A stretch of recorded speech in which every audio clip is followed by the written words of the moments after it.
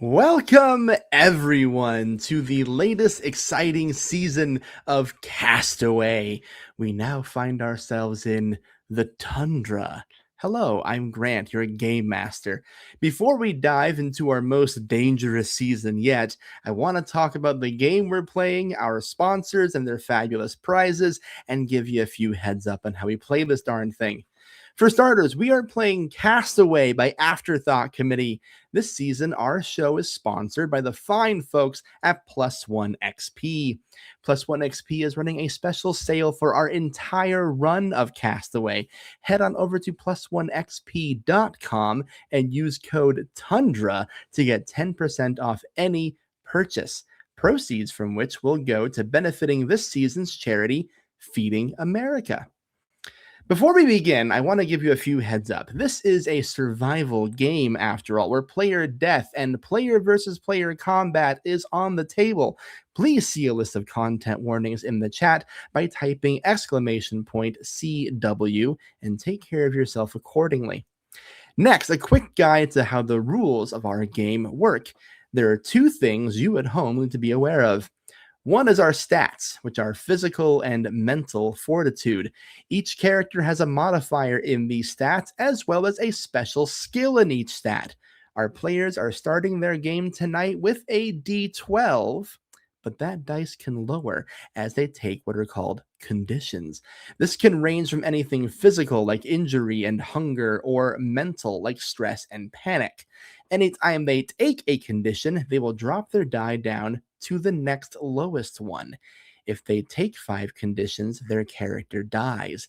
If you ever want to know what dice a character is on at any point during our stream, take a look at their box in the top left corner of the overlay.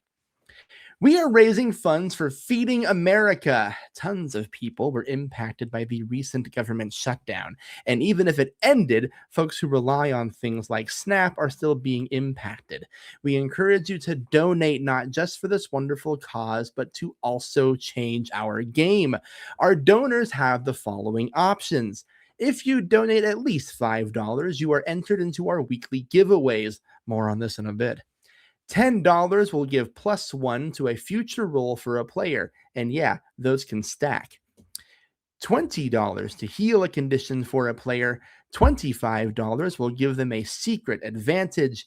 And if we hit $100 tonight, which you can probably see we already have, I will inflict a random condition on a random player every time that happens. And for this week only, if we raise a total of $150, I have an extra special gift to give out to a deserving player. But we'll see if that happens. Two of our players tonight, Mags and Hamna, are also going to be matching the donations they receive and donating it to their own local food banks. Check out our chat for more details on that. Now, I know what you all are thinking. What's the raffle prize? Well, let me tell you, in tonight's raffle, you will be entered to win signed physical copies of Castaway Creator Afterthought Committee's EVIL and What a Terrible Night. But if you donate tonight and you don't win our fabulous prize, don't worry. You will be entered into our Week 6 raffle for a full dice set from our other season sponsor, Long Dog Dice. And those also stack. So if you are a weekly donor, you can get up to 6 entries into that raffle.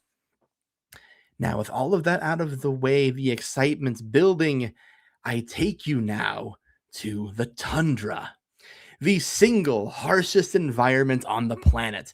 Occupying the northernmost corners of the earth, it is a punishing environment of cold, ice, snow, and dangerous creatures who are adept at surviving all 3 of those.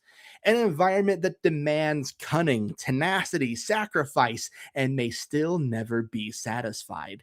It is here where the 3rd season of Castaway's Death Era takes place, and it is here where 10 new contestants will do anything it takes to outsmart, outperform, and outlive all the rest.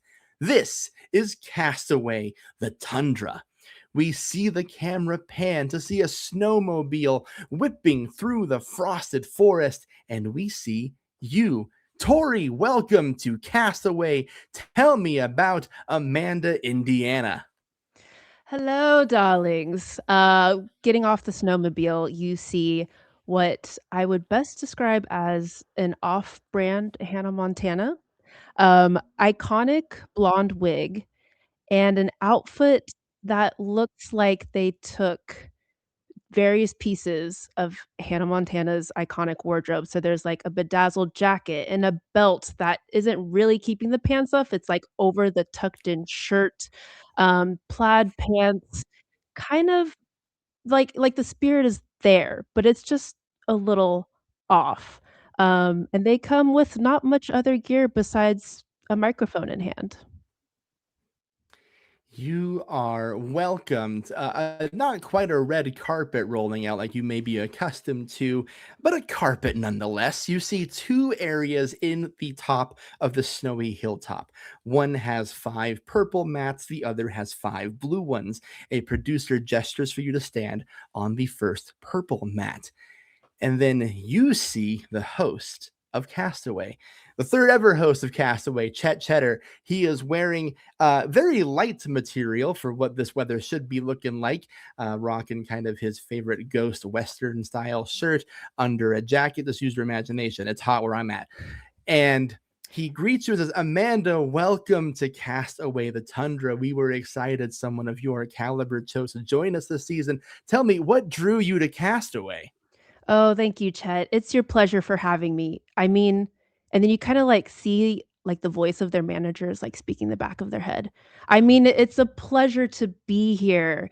Um, my manager told me that I needed more fans and I needed to show the real me so that people can like the real me. And you know what better way than here in the tundra. My The Tundra.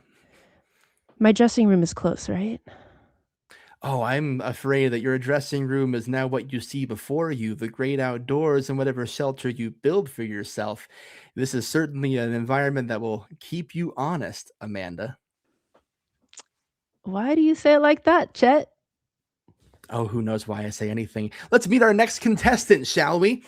We see another snowmobile whipping through the forests of the tundra. Yeah, the tundra has forests. You think I don't have forests in the tundra? And we see our next competitor step up to bat. Jenna, tell me about Amberlyn. Absolutely. So you might recognize her as she steps off this snowmobile. There's a faint hoa hoa hoa in the air as a wind comes whipping through. And she's truly in her hoa hoa hoa era ever since she was cast as the principal stand-in actor in iconic series Twilight. She does actually reside in Forks. So I would say the Tundra is, a little bit nippier than Forks, but she is at least somewhat equipped to be able to withstand these harsh conditions and even has a fairly stylish kind of like black denim snowsuit type of ordeal. And she has her little guitar case with her that has all her belongings in it. Very You Seattle. are very Seattle. Uh, what is Seattle if not kissing the tundra? Am I right? So Exactly. we escort you off the snowmobile. You are told to stand on one of the blue mats, and you see Chet Cheddar, the host of the show. And it says, Welcome to Castaway Amberlyn, the first member of our second team. I understand that you're no stranger to pine trees and cold conditions. That is true. Guilty as charged, Chet. Oh my What God, is a that Amanda? Oh yes, famous pop star Amanda Indiana is also here. Sorry to spoil a surprise for you. I Oh, made a it. pleasure, a pleasure. Finally But made as it. you can see, you two will be competing against each other for the foreseeable future. So hopefully you can hold it together, Amberlyn. Are you I'm excited for so this challenge? normal about this. I'm very normal about this. I'm having a normal reaction right now, actually. This is my normal reaction. This is a normal reaction, and we are definitely seeing your real face. But now let's meet the people who are going to be on Amanda's team. A third snowmobile. Yeah, our budget's getting bigger. We have snowmobiles for everyone now. And we see our next contestant, Nate. Tell me about Dave Bishop. Who do we see? Yeah, hi. You see an awkward man in a much too large coat stumble off of his snowmobile and then walk up and look at every single cameraman and just wave into every single camera on his way up. Hello, world. Hi, I'm Dave. Hi, Mom. Courteous to a fault and excited to be here. Dave, you were escorted to the purple mat, standing next to Amanda, Indiana, and you see the host of Castaway, Chet Cheddar. As I whack the shit out of my desk. Sorry, live audience. That's what you pay for. You see Chet Cheddar, and he gestures to you and says, Dave, we are excited to have you on the show. Tell me, Dave, you have been a fan of Castaway. What do you think it takes to win this game? Oh man, I am a huge fan of the show. Well, the last couple of seasons have been disturbing, but I am a huge fan of the show in general. And I think that my knowledge of the Arctic and its ways will really help me to survive and to keep my friends alive. I hope to make lots of friends here and just spend a long time, getting to know people and building bridges that eventually burn. This is a great place to build friendships and burn bridges, Dave. I'm excited to see how you play this game. Brief intermission here for you, gang. I've been told we have crossed the $200 mark already here tonight. So we'll have to impede two of you in a moment. And also hello to our raiders from Don't Kill My Character. Excited to have you aboard. We're introducing our newest castaways. The fourth one's arriving right now on a snowmobile, no less. Can you believe it? We see them whipping through, the speed increasing as production gets more and more antsy. And we see you. Hamna, tell me about Azad. As the snowmobile whips into the frame of the camera, you see a tall but slender person sitting on the snowmobile. They are wearing a green and white, very puffy winter coat, keeping them warm. And as the snowmobile stops, her long, wavy brown hair kind of like whips in the wind slightly. She takes a moment, doesn't get off of the snowmobile immediately, but just closes her eyes, which are this deep, dark brown. When you look into them, you just keep looking. It's like they don't end. And she closes them, like she's listening for something. Takes a deep breath before opening them again. And there is this sort of calm and centered energy about Aza, as they like to be called, as they hop off of the snowmobile and walk to presumably the spot that they're supposed to in this lineup of people. They kind of like nod at all of the people that are here, recognizing, I think, Amanda and even Amberlyn. There's like a squint, like do I know you from somewhere? Before they just kind of stand there. See, I do have fans. Oh. She said to the ether. As a welcome to Castaway, you have deduced correctly. You fill in the spot you assume you are meant to fill. You stand on the blue mat next to Amber Lynn, and Chet Cheddar welcomes you excitedly, wholeheartedly, and says, welcome to the Tundra, Azza. I know that this is going to be a very different environment to you as you look at the expanse of these rolling hills, these mountains, these trees. What's the feeling you're getting as soon as you see this beautiful but devastating landscape? I can hear it. I can hear the wilderness. Can't you? Oh, I can hear something, all right. I can definitely hear something. Excited to see what you hear this year. Well, I'm sure that being here will be a great way to train for the Olympics. I agree. People do tend to see where their limits are and how strong they can be, for sure. Well, thank you so much for having me here. A pleasure. It seems that there are some big names in attendance, and Azza, I think, like looks over at Amanda as she says that. Well, speaking of big names, as Castaway's popularity grows, so too does the level of cast they can pull. We see another snowmobile whipping up to fill the third spot on the purple map, and we see a famous person of a different variety. Taylor, who do we see when we see Deja Cunningham? Like you'll see the snowmobile roll in, and then she's all big smiles. Hey y'all! It is Deja Cunningham, your mobile best friend, up in here. Who's ready to party? Which camera am I looking at here? Hey! Deja production tries to wrangle you in and get you onto the purple mat as your energy bursts into the tundra, and you see Chet Cheddar, the host of the show. You will stand next to Amanda and Dave, and Chet is like, "Hello, Deja. I know you are no stranger to doing promos to the camera, so please tell the good people at home why you doing Castaway." He's like, I am your mobile bestie. We're here. We're going to gossip. We're going to chat. We got the makeup tutorials. I'm just ready to have a great time. And is that Amanda, Indiana? And is that Hoa Hoa girl? I love everyone knowing the background actor. Principal background actor. I think I need her to run my socials. Manager? Wow, what an oddly specific thing to ask her to do. So, as we welcome Deja into the tundra, we see our next contestant coming through the woods, and we see just a more reserved, reluctant figure step off the snowmobile. Blue, who do we see when we see Beatrice?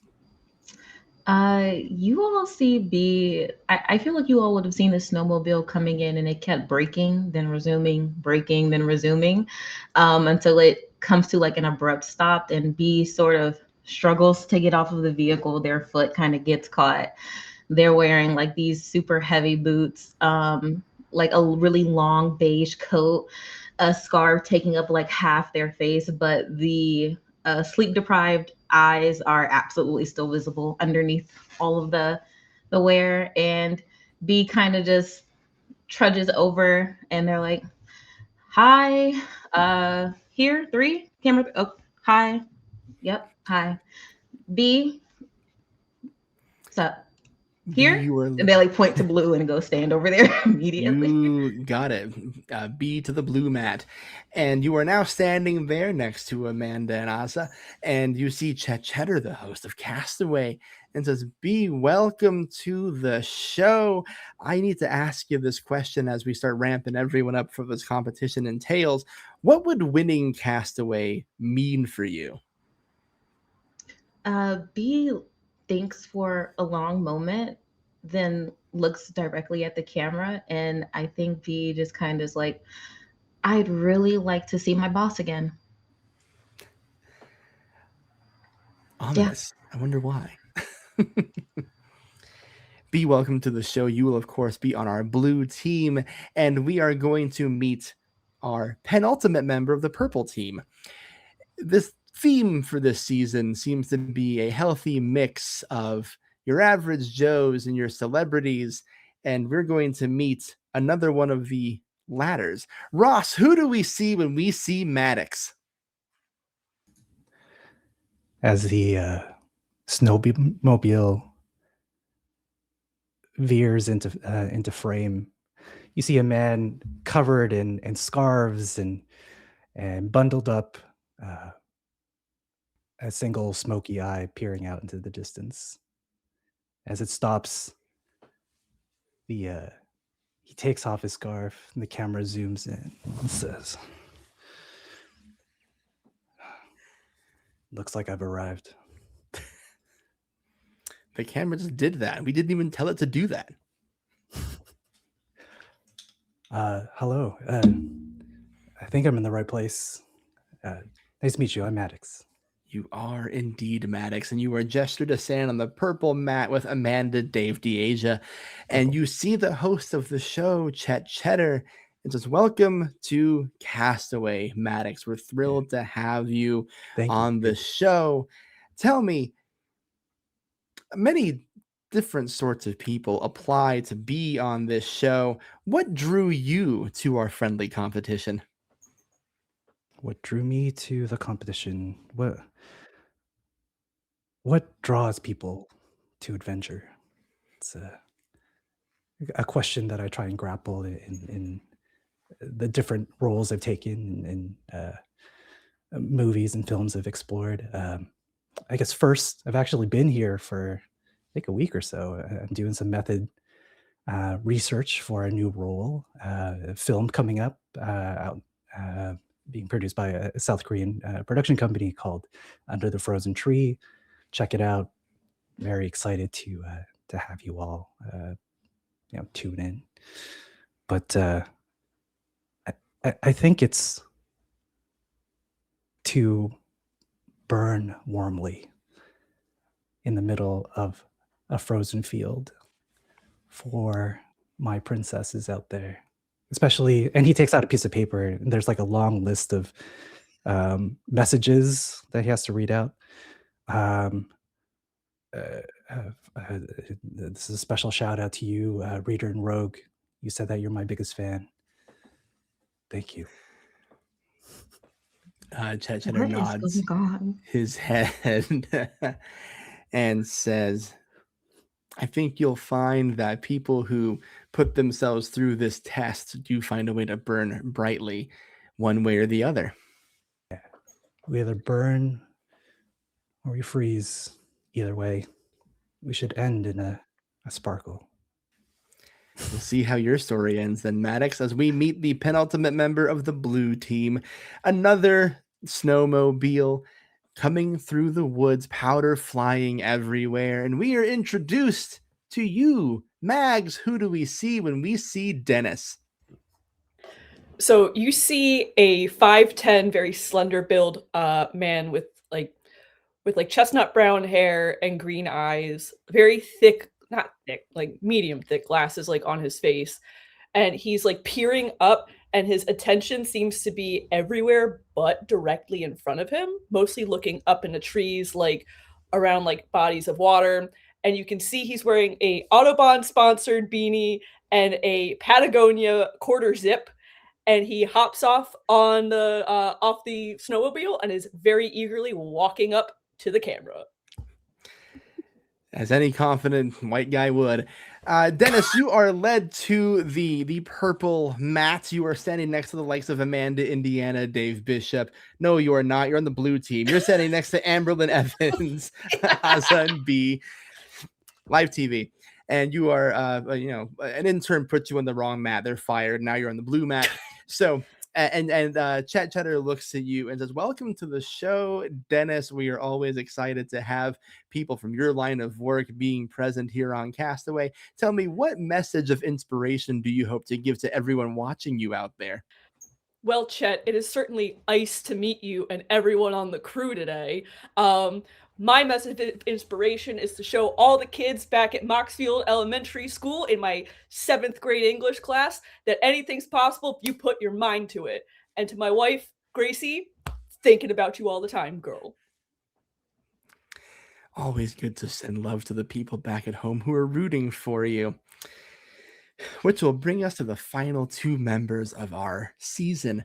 Coming up for the purple mat, we see a second to final snowmobile coming through the snow, following the trail that so many have left for it already. And we see you. Anna, tell me about Tessa Blanche. As the camera zooms in on Tessa's snowmobile, you see this girl with mousy brown hair pulled into a messy bun. She's wearing a very earthy toned color palette, maybe a little bit too much plaid, wide rimmed glasses, and she's kind of maybe spacing out, maybe daydreaming. She's kind of in her own world as she rolls into the tundra. In your own world, daydreaming about who knows what, but the bitter cold here has a way of snapping you out of those thoughts. You are told to stand on the purple mat, and you see the host of the show, Chet Cheddar, hold his arms out, like so, the way hosts do on TV shows. Says, Anna, welcome to the show. We are excited to have you here on Castaway. Tell me, as you look at the expanse of what you see here before you, does your imagination run away from you, or do you feel a new sense of focus? Well, you see Chet, and to my 3 million TikTok followers back at home, I know that I told you all I was going on a little bit of a hiatus to get over some writer's block, but I think it's time that I announce my brand new Enemies to Lovers novel.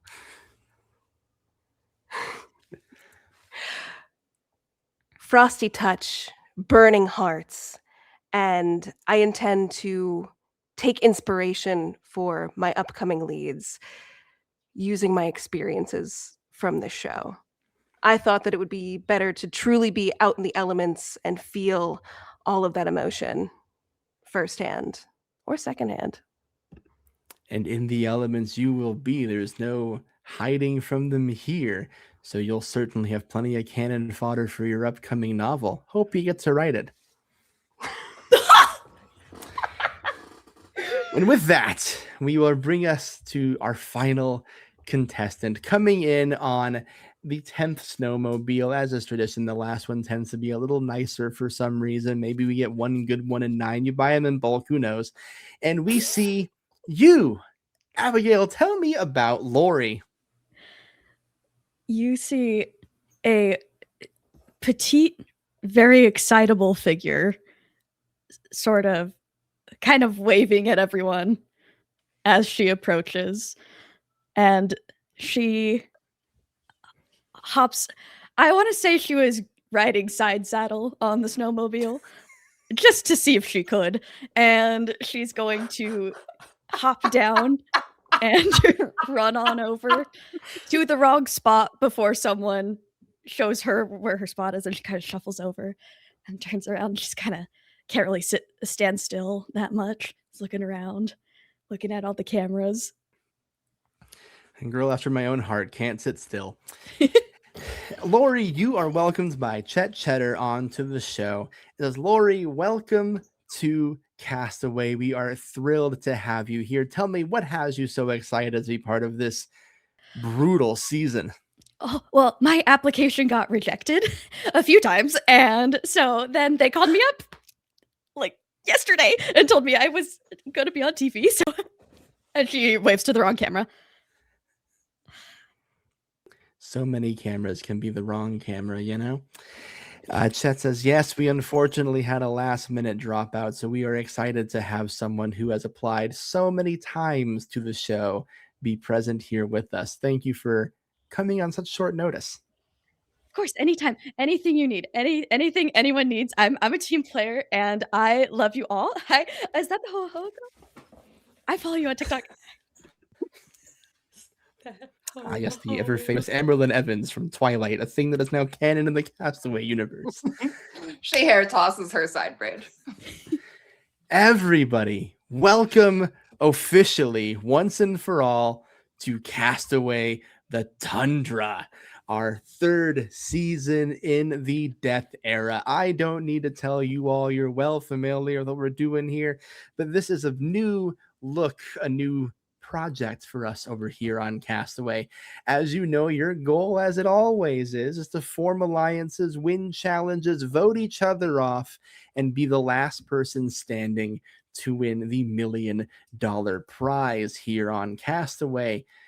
In our current era, of course, the way you do that is entirely up to you. The guardrails are off, production interference is gone, and you are allowed to win by any means necessary, and you must actually survive.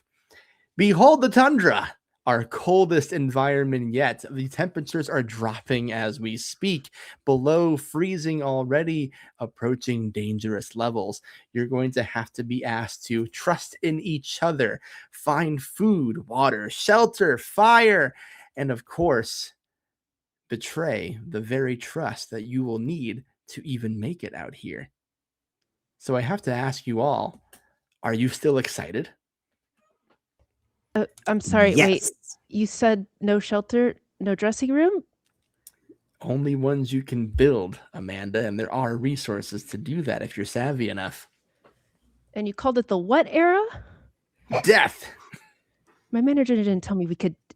Can someone get her on the phone, please? It's No okay. I'm sure if we phones all after work here. together, then Everything will turn out exactly as it's supposed to. Chet, I feel like maybe I was accidentally put on the famous person team and switched with the Hoa girl. Should we be on the opposite teams? Feels like I'm Oh, with a Dave, bunch of all of your famous teams people. are built by personality traits, Okay. common skills, variety and flavor of what you bring to the table. Don't think of it as a famous person team, because you will find out quickly the Tundra has a way of equalizing everything. Okay, And I have speaking, 36 followers. well, Maddox walks over to Dave and puts That's his a really good hand number. arm around him and says, "Just trust in us, Dave. We'll be fine." People love this trope. Anything for you. Is that Amanda Indiana? as the teams whisper, I think it's high time we did some equalizing here in the Tundra. Because after all, so far, we have raised $225 to Feeding America, which means three things are going to happen. One, the $150 goal has been hit. More on that later tonight. But now we have to inflict two random conditions before the game even starts. I mentioned those temperatures are dropping, didn't I? So let's see who the first one will be, shall we?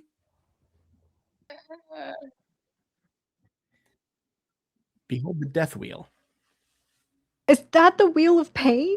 That is the wheel of pain. I knew I couldn't trust it.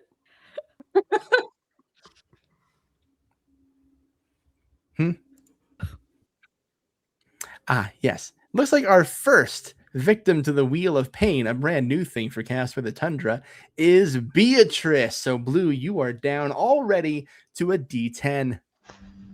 I hate it here, and I knew I would. Okay, Of all the D10, got people it. for that to happen to. So I you're down to a know. D10. That means every roll Okay. you make will be with your D10. You can still add your stats to it, but you will have a slight disadvantage going forward. And since we raised $200, let's spin that Wheel of Pain a second time, shall we? Oh, it's so pretty. I love the Wheel of Death. It is my friend. Cool. And the second one will go to the other author. Tessa, you are now down to a D10. Castaway might hate writers. This just in. They don't want you literate. This is how the You writers hear write. that, audience not at tell home? our They don't want you Exactly. You saw it here first. Game Master Mondays against books. Who knew? I'll tweet about it real quick. Don't If you forget to join want our people book to pay club, by the attention to way. your thoughts, record it. Who needs the written word when you have podcasts and Twitch streams? Am I right? Correct. So, thank you, Taylor. So now everyone is here not for Wheels of Pain. You might be here for the Wheel of Pain. It's a nice wheel, but I think we're all excited to get this game going. For our D10 victims, you can go ahead and mark a cold condition to your sheet there. It may or may not be on your character sheet. I'm just telling you it's cold out here as we rapidly approach 0 degrees outside in Fahrenheit.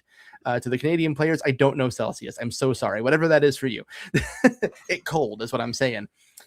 And with that, why don't we play our first challenge?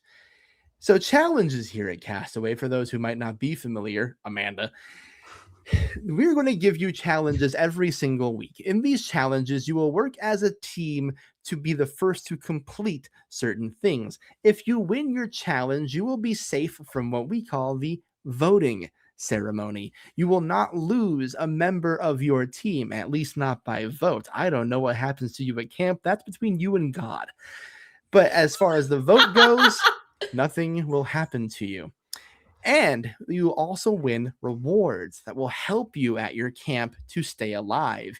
And we have a pretty good one for you to start off. I know there's been some concerns about enduring the elements and having shelters. So your reward for this week, and he pulls a huge tarp off of a table, is a vast array of shelter supplies. Wood, A dressing hammers, room. nails, a dressing room, all IKEA style. You got to build it yourself with no instructions. But Isn't that why we have them? And Amanda points to the crew. no, it's why you have them and points to your team. Oh boy. Who all give you generous little waves. So, if you win this challenge, not only will you be safe from the vote, but every single member of your team can check the shelter skill. You will get a +2 advantage for the entire week anytime you want to do anything pertaining to building a shelter. If you lose, I got nothing for you. It's you, the elements, and your own survival, and you will have to vote someone off this week. Hello, audience. Welcome to the game within the game. You are seeing 10 people here in front of you. You're going to lose at least one of them tonight for sure.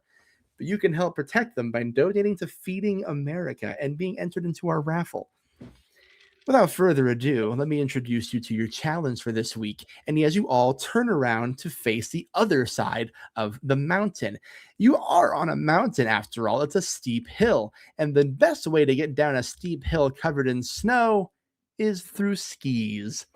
You are seeing 10 sets of skis, 5 in purple, 5 in blue, in your correct foot sizes, because we pay attention to that sort of thing here at Game Master Monday. You are going to ski down this race. You are going to ski down the mountain in a race. One after the other, you will race each other down the hill. It'll go 1-on-1 for each team. The first team to have all 5 people make it to the bottom of the hill will see a lake at the bottom of that hill. In that lake, there are 2 canoes. You will work together to row your canoe across the lake. And then once you get to the other part of the lake, you're going to see a station where you will be building snow caves. All 5 of you are going to practice your shelter building immediately by building little snow caves that you can fit your bodies inside of. The first team to have everybody in their own snow cave wins immunity, gets the building supplies, and has a very sizable advantage as we begin this game. What that means for you mechanically, players, first will be the ski challenge. One after the other, I will call your names out. You will race each other with your skis. That is a physical roll, and you want to clear a 12. You will use your current die. For 8 of you, that's a D12. For 2 of you, that's a D10. You will add your physical stat, and if you believe you have a skill that pertains to skiing in any capacity, you can make that case to me and add 2 to that roll.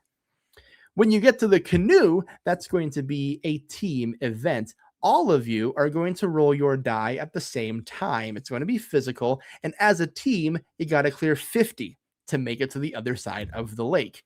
Yes, I am making myself do math. Do I hate myself? Maybe a little bit. And then when you reach the other end of the lake, it comes the time to build the snow caves. That is a mental roll, and you are going to need to clear a DV of 14. And I do warn you, this is the Tundra, so every single time you fail a roll, you will take a condition. The longer you're out here, the more the cold sets in, piercing your clothes, your skin, hitting your bones. It's brutal out here, as Olivia Rodrigo once said. Any questions about the challenge? Good friend of mine. Yes, indeed. You know her too. Of course, I'm famous. Oh yes, quick question actually on this end. What's skiing? Guess you'll find out, Amanda, because you're going first. Oh. Just think about the dressing room. Just think about the dressing room. Right. Got it. Yes. Okay. Alrighty. Go ahead. So I walk up to these skis. I'm looking at them for a long time as like some mental computations are happening. It's like that math gif is happening as they stare at the skis. They step 1 foot in, 1 ski, the other foot in the same ski, like a snowboard. No. And then I think I roll. Oh, you will, but that till I say go, don't you worry. Oh, God. So for you at home, you can, of course, help our castaways by donating to them. You can give them +1s, you can heal conditions, you can do whatever you got to do. I'll start reporting some of those conditions and advantages after the challenge. For you here in our game, refer to the info booth channel so you can see how many +1s you have. You at home have a cool little new thing this season. On all of our players' boxes, top left corner will tell you what dice they're on. This will tell you if they need a condition healed or not. Top right corner is going to show you how many +1s they have. So you can give them more, or you can think to yourself, no, they're fine. I'll donate to somebody else. It's all up to you, audience. Now, for the competition, I need Amanda and I need Amber Lynn. You're going to be making physical rolls to ski down the mountain. Chet Cheddar holds his hand up in the air and says, on your marks. I put my feet normally in the skis, just for record. Just for the record, Amber Lynn knows what they're doing. And roll. This is a physical roll with your current die. If you have a special skill, this is the time to tell me about it. Okay. So I have 2 skills that could potentially relate to this. What's your but physical it depends. Okay, so do you want the roll or my number? Oh, I'd like to know what your special skill is to see if it applies. Okay, so hurdles and basic stunts. Oh, sure. That makes sense to me. I've approved weirder things on this show. So you can roll your DV. You can She roll was on the track and field team. Of course he was. You can roll your current die plus your physical stat +2. Okay. Fuck you. And then let me know what you get. 17. 17. So Amberlyn makes it. Amanda, what did we That's when get? I started in Starlight. I would like to say Amanda looks over at Amber Lynn and is like, amateur. And then my physical skill, I took it as like physical like me. So my skill is looking pretty and I rolled a 1. Whoa. Well, there's not so I many. think that all checks out. Not many numbers are going to save you from a 1 roll. So Amanda, tell me how you fail skiing. I think she failed from the get-go, but both feet in a single ski, and then you see the skis don't really move from place, but Amanda just starts kind of tumbling down the mountain. No. I use my basic stunts to avoid the tumble and my hurdling skill. Amberlyn makes it down the mountain, no problem. You hear Chet Cheddar call down the mountain, like, Amanda, you gotta ski down it, not fall down it. We're gonna bring you back up here for the next leg of the race. No, And you you're said gonna- to get down the mountain. I'm down the mountain. You know what I said. I'm in charge around here. Amanda, you are brought back up to the base of the mountain, and you're going to have to race again. Amanda, you are now racing against Azza. Oh no, I'm so sorry, team. Aza is a athlete, a soccer player, a football player for those that are not in North America, and is going to walk over first to Amanda and will put out her hand. Good luck. Oh, Amanda looks and kind of doesn't know what to do with it and nods and is like, yeah, thank you, you too. Things Cool. are already afoot here on the Castaway Tundra scene. That's going to be a physical roll for you, too. You can use your athlete skill, so you can add +2 to your roll. Oh, yay. Okay, awesome. I love looking pretty as a physical ability. That's fun. It's physical, right? I just barely passed. I got a 7 plus 5 is a 12. 12 is what we're looking for. So you just barely make it down the mountain. Maybe skiing isn't your sport, but it is a sport. So you make it. I got a 12 this time, Chet. Plus Amanda 3. So has 15. learned from her past mistakes. Amanda makes it down the hill. And I felt encouraged by Oz's words and good luck. Fantastic. That will bring us to Dave versus Beatrice. Do we have helmets for this? No. Skiing tends to be a dangerous sport. It sure is, Dave. I heard about Liam Neeson's life. Okay, yeah. Okay. I think like B shares a look with Dave of like, this is, yeah, I'm there with you. This is fucking nuts. But Yeah. straps into those skis. What happens when you put 2 sensible people in a cast full of lunatics? Let's find out. So that's going to be a physical roll for the both of you. If you have a special skill, now's your time to tell me.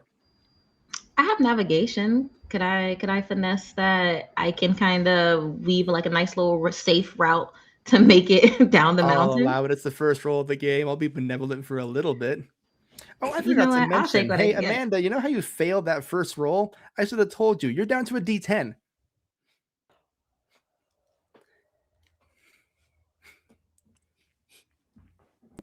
Just thought I'd throw that out there as Tori shoots daggers at me. I'll still count your success. Don't worry. But I just thought I'd mention that. It's a whole new season. We're all learning together. Anyway, One step closer to the dressing room. We'll be okay.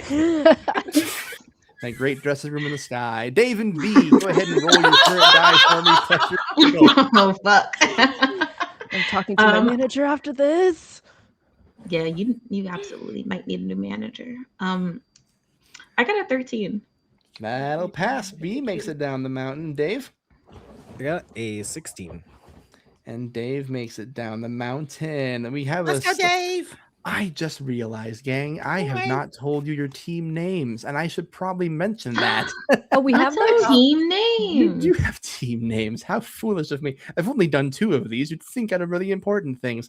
Purple team, that's Amanda, Dave, Deasia, Maddox, and Tessa. You are team Ursus.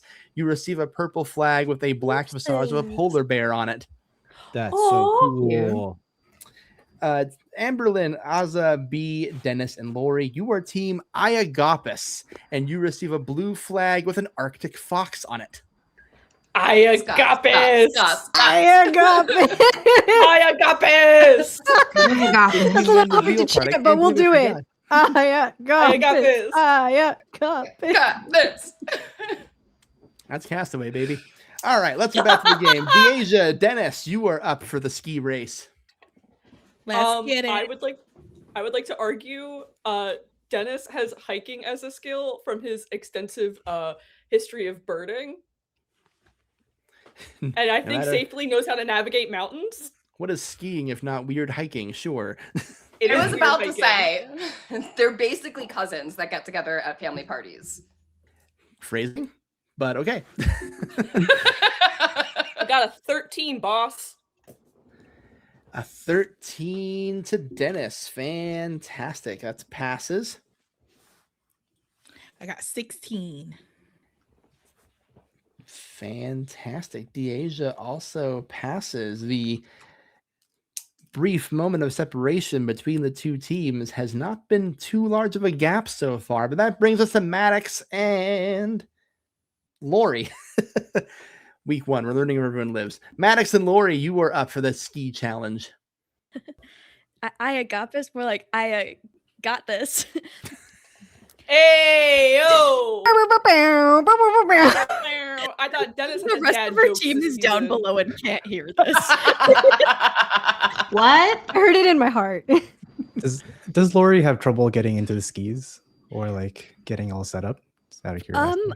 I think she has some experience with skiing, but there might be some of like, oh no, I'm just a small girl. I can't like getting into the skis.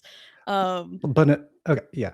So Maddox walks over, and as you're trying to like get the boot into the clip, because that's sometimes the tricky part, you feel a hand behind your heel just like push it into place, and Maddox just shoots you a smile, like, see you down there. Tessa puts her hand up to her mouth and she's like, my readers are going to eat this up. And GM, would my physical skill of fleeing help in this scenario? In a weird way, yes. I think so. Excellent. I feel like it's important for the audience to know, just for pity points, that I rolled the lowest stats possible in this game. Oh no! No. True, Lori's rocking 2 3s in this Two game. 3s. Oh no. Let's do this. While you make those rolls, quick announcement, gang. We have crossed a $300 threshold tonight. Christ. Oh my god. That is our largest thank week you. 1 total in Castaway history. Thank you, audience. I love Thanks, you. y'all. In addition to that, B, when you reach the bottom of the hill, a producer hands you a warm cup of hot cocoa from an audience member. You can go back to a D12. Thank you, random citizen. B takes it gratefully and inhales this fucking hot cocoa. Nothing heals you like a cup of Joe, I say. Now let's get back to those rolls. Oh, before we forget, let's bring back the Wheel of Pain, shall we? Ah! We could not. This is my favorite addition to the show. Quite so frankly, I love fun. this It looks thing. fantastic. We love a gimmick. What did we do At to the hurt bottom you? of the hill, as one person is given a cup of hot cocoa, another person is given the unforgivable gift of a cold wind through their skeleton, and that is you, Azza. You take a cold condition. You are down to a D10. Asa looks over at B, who's drinking the cocoa, and says, I don't suppose there's enough for 2. Oh yeah, let me he like looks give at you the my bottom scarf. of an empty cup. That's I okay. have like Maybe- a I'm sorry. buffalo plaid scarf that I would give you. Oh, thank you. Oh, And no, Asa that's wraps okay. it around Yeah, himself. It Asa- doesn't fully help, but it helps a little. We'll worry about those survival rolls at camp. But for now, let's go back to our skiers. Maddox, Lori, what did we get? I got a 16. Look at that. Hell Look at that. yeah! I got this. I got this. And then Maddox. 14. You clear. So Team Iagopis is on the right side of the numbers so far. Your full team has cleared the hill. You're now allowed to start making that canoe roll. And while you're doing that, a lone Tessa Blanche, all by her lonesome at the top of the mountain, will now race against the earth itself, I guess. So we're just going to see if you can make it down the hill. So here's how this works, gang. Tessa, you're rolling your current die plus physical. Then if you got a special skill, you can use it. Team Iagopis, you are all rolling together. Well, is this a bad idea? Probably. And you will tell me what numbers you all get. If they surpass 50, you can reach the edge of the lake before the other team even gets a chance. This is the mental roll, correct? This one is physical. You're rowing a canoe Oh, this is still together. physical. Okay. Mental will be the next part. I know, 3 things to remember. Triathlons are hard for me too. We're building the canoe now? Okay. You're not building a canoe. You are getting in a canoe and rowing in it together. Got it. Could I apply my navigation skill to this? I think so. You gotta get to the edge of a lake after all. Am I fleeing? How Gotta go scared do you feel? Oh, terrified. Great, then you can flee. Excellent. Grant, can I make an argument? Yeah. Okay, so Tessa's the last one at the top of this mountain. I have the composure skill.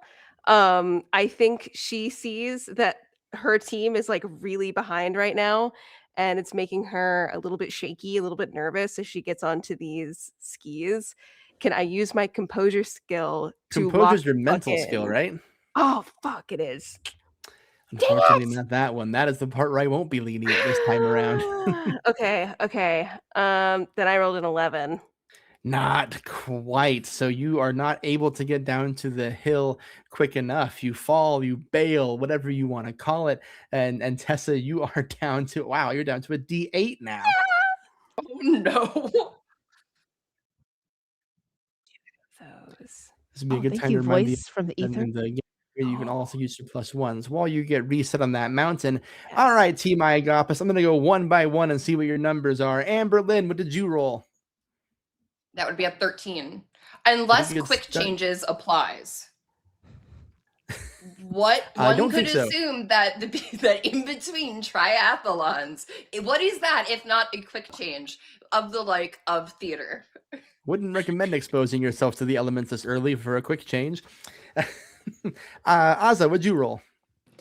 I rolled a measly 4. A 4. Well, hopefully the rest of the team pulled it together. B, what'd you roll? I rolled a 1. Add your physical It's to it. not great. With my physical and my Oh, boop sorry, box then I added to rolled it, it's an 7. 8. Sorry. Got it. Okay. Uh, 7 for Azza, and then an 8 for B, right? Mm-hmm. I forgot to add Beautiful. the physical to it. All good. We're all learning together. Dennis, what'd you roll? Dennis rolled a 14. Fuck yeah. Thank you, Using that Dennis. dad strength. So it all comes down to Lori, who needs to have rolled at least an 8. I got this. I rolled a 14. Yeah! Okay, Let's go! team, I got this. I got this. I got this. Arctic foxes across the lake, no scorpions or nothing. So you reach, or no, that's the wrong myth. Bags of feed, whatever. You reach You're the also end of thinking the of lake, the Team desert. Iagopis. Meanwhile, Team Ursus can only watch in horror as you row across the lake speedily and efficiently while Tessa falls down the mountain and has to go down it again. Ah! Okay. So you're on a D8 now, as plus your physical. I'm still looking for a 12. Okay. Amanda's gonna okay. shout up the mountain, "You got this, Nessa!" That was her name, right? I rolled an 8 on the die, so then if I use one of my bonuses, then I hit 12 exactly. What's your physical number? 3? So that puts you at 11 so Yeah. far. So if I use the bonus 1, then I'll hit 12 exactly, right? You can use a +1 to hit 12. Yes. Oh my god. Ah! So with your D8 and a lot of gumption, you reach the bottom of the hill. So we're going to do a similar thing we just did last time. Isn't Castaway fun? So Team Iagopis, you are now at the Arctic cave building portion of your challenge while the other team tries to row a canoe. And we're going to start with Amber Lynn. You need a mental roll. The DV is 14 to build that cave. Yeah, okay, none of my skills. I was trying to find like even an unhinged argument I could make, and I am grasping at straws. I respect the Try restraint. it. You should definitely try it. Though, Yeah. Amber. That'd be fun. Okay. I will take that. That is a 15. Amber Lynn is able to build and fit inside the cave. Let's go to Team I made Ursus. a hoa home. Hoa hoa home. This isn't a house, it's a hoa home. So I saw your comment in the chat there, Abigail. I am stealing from you. Hey, thanks. You know, it's always better when a man says your joke a little louder. True. That's not true. So, Team Ursus, Team Ursus, we are in a canoe, and it is time for us to see if you can get across the lake. I'm going to once again ask you one by one if we can get to 50. We're going to start with Amanda. That's a physical roll. Let me know what number you get, Home Slice. Oh, what is this? What is this? Looks wet. I Amanda learns about rolled paddles. 10 with a plus 10. 3, so I got a 13. Oh, start with 13 even. So much better than a 10. I should write 13 and not 10. Dave, what did we get? Can I use my skill surprisingly dexterous in mittens? Weirdly, yes. Actually, yes. Sweet. What a specific skill.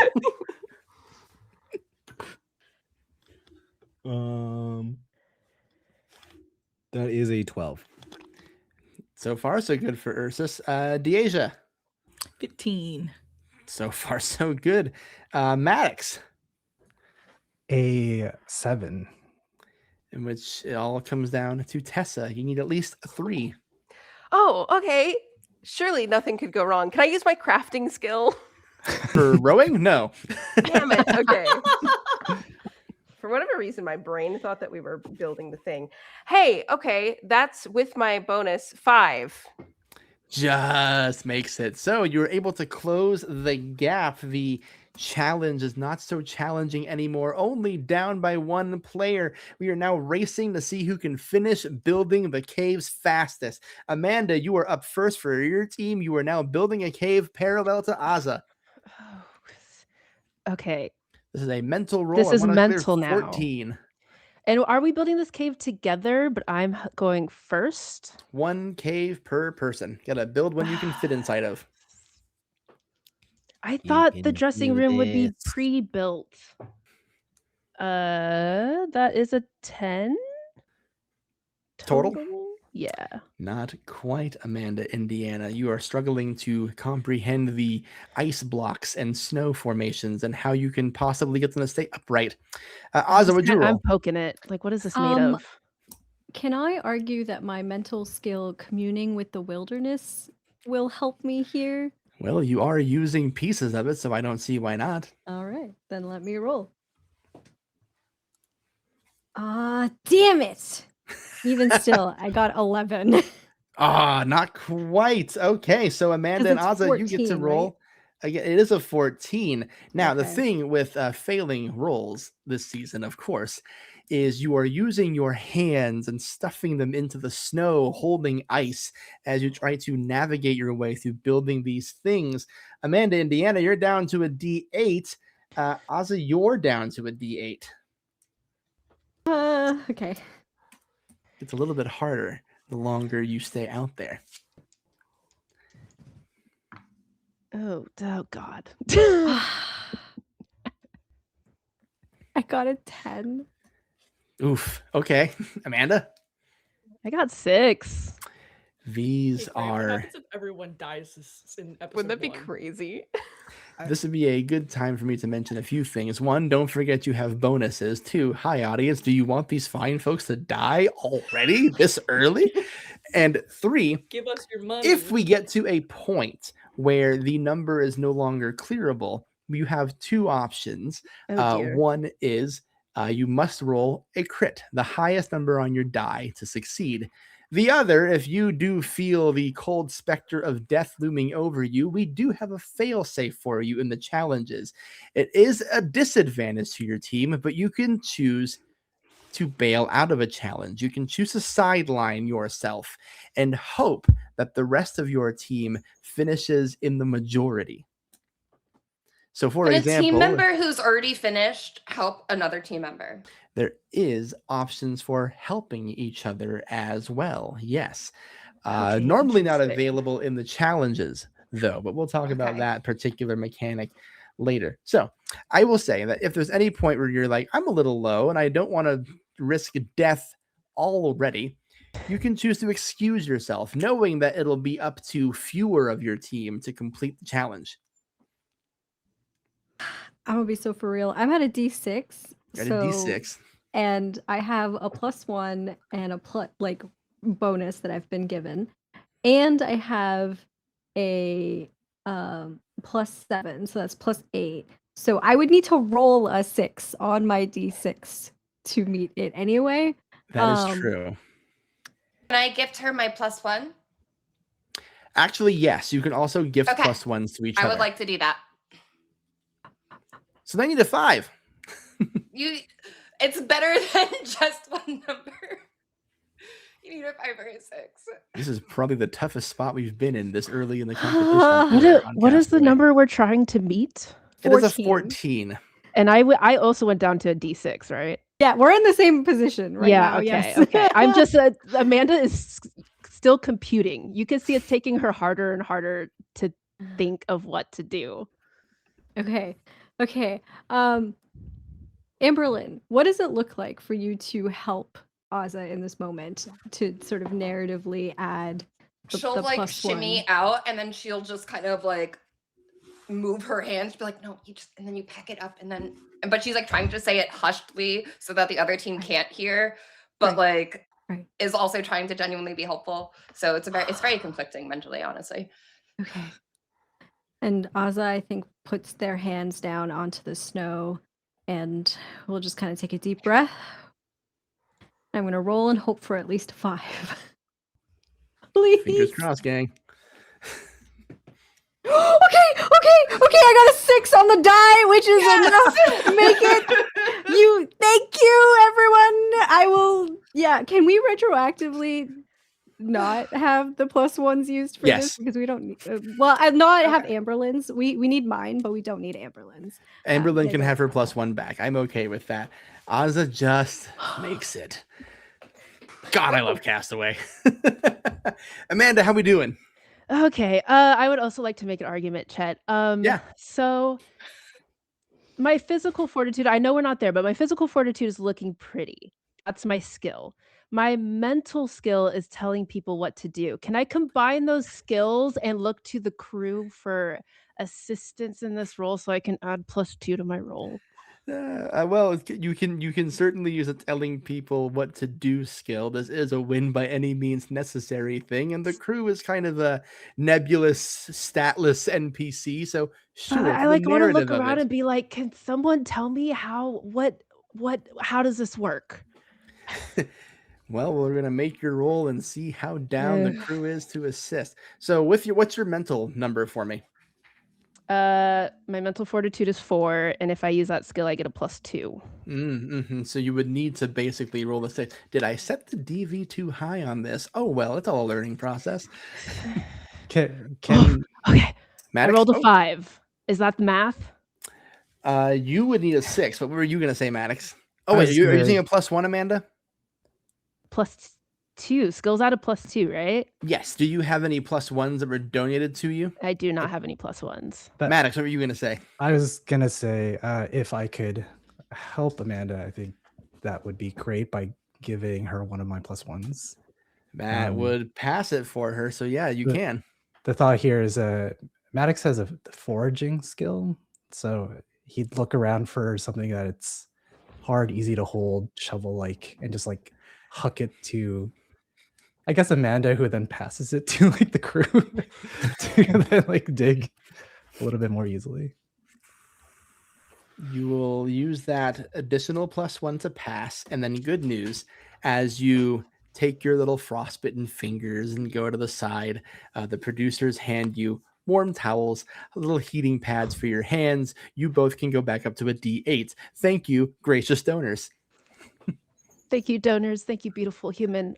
Maddox, thank you. Yeah, you're welcome. Boy, man. that number go up. Okay, with that exciting moment out of the way, let's keep going and see who wins this damn challenge, shall we? That's gonna be Dave. I'm That's gonna stressed. be B.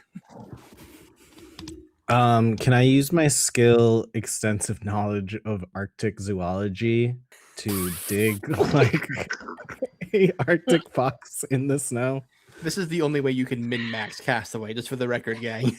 But yes, I you was can. not. I'm I was learning not so creative much. enough of my stuff. I swear. Fucking love that.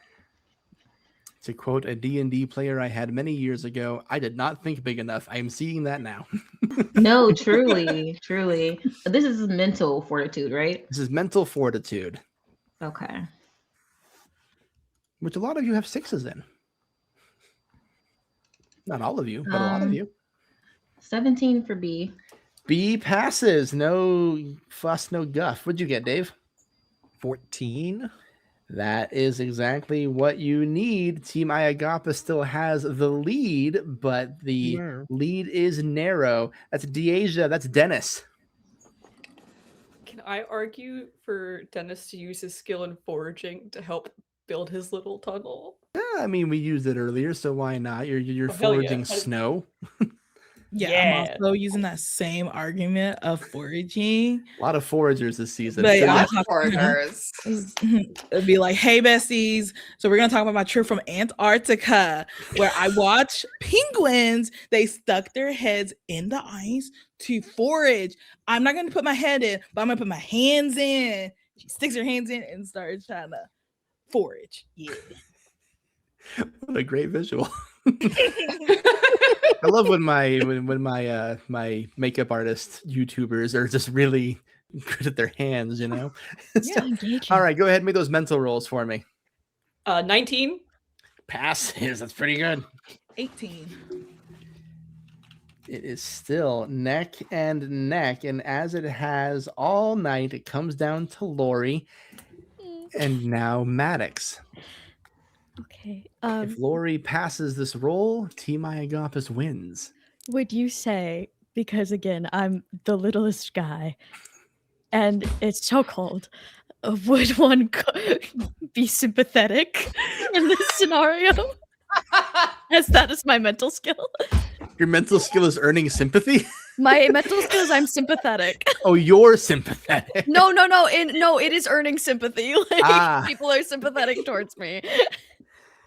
For this one, I'm gonna have to say no, Lori. Okay, then can I forage? Your mental skill is sympathy, though, right? No.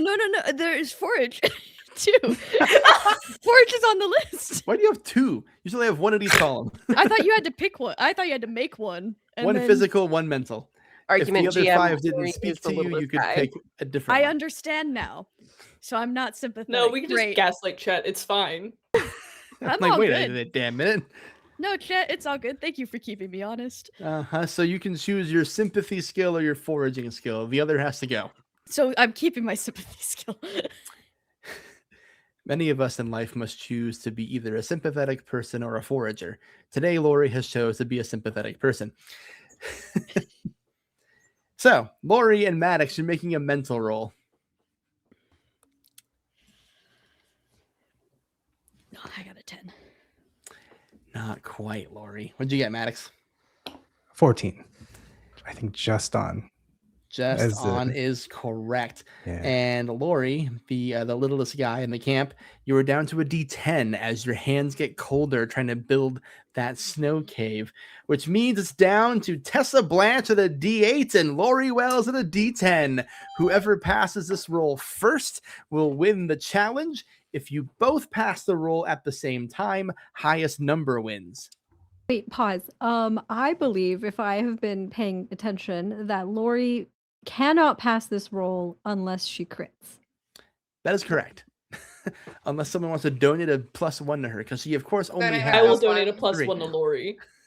Can Lori just bail? She's the last one. She could. If I bail, then we lose. That is true. Do If we? Lori bails and Oh, Tessa okay, never passes, mind. then Team Oh, I Ursus see. wins. Okay. Yeah. Mhm. Would It's a you say I'm majority. garnering sympathy now that I'm cold? I'm so cold and I failed once. Oh no. Right? Like, could we offer aid? In the challenges, you can offer aid by donating +1s. Got it. I'm happy to Multiple people donate +1. a +1 for the same Yeah, roll. Dennis would like to donate a +1 to Lori. Same. Yeah. I'd like to give a +1 to Tessa. Yeah, but say I was thinking Oh. Yeah, this is the highest roll, right? If they both make it. Things Right, are so- getting spicy in the So tundra Lori's already. was given a +3 by the Shit's teammates. heating up, guys! Yeah. I got All right, Grant, what do we need to hit? 14. This is a DV of 14, Okay. Okay. So which I am now can- regretting, but hey, here we are. We're here. Can Amberlyn, Dennis, and B give up their +1s to Lori? Or can only one of us do it? Nope, you all can. They're your +1s. do They it. spent money on them. How you use them is up to you. Okay, cool. Am yeah. I sympathetic? Chet,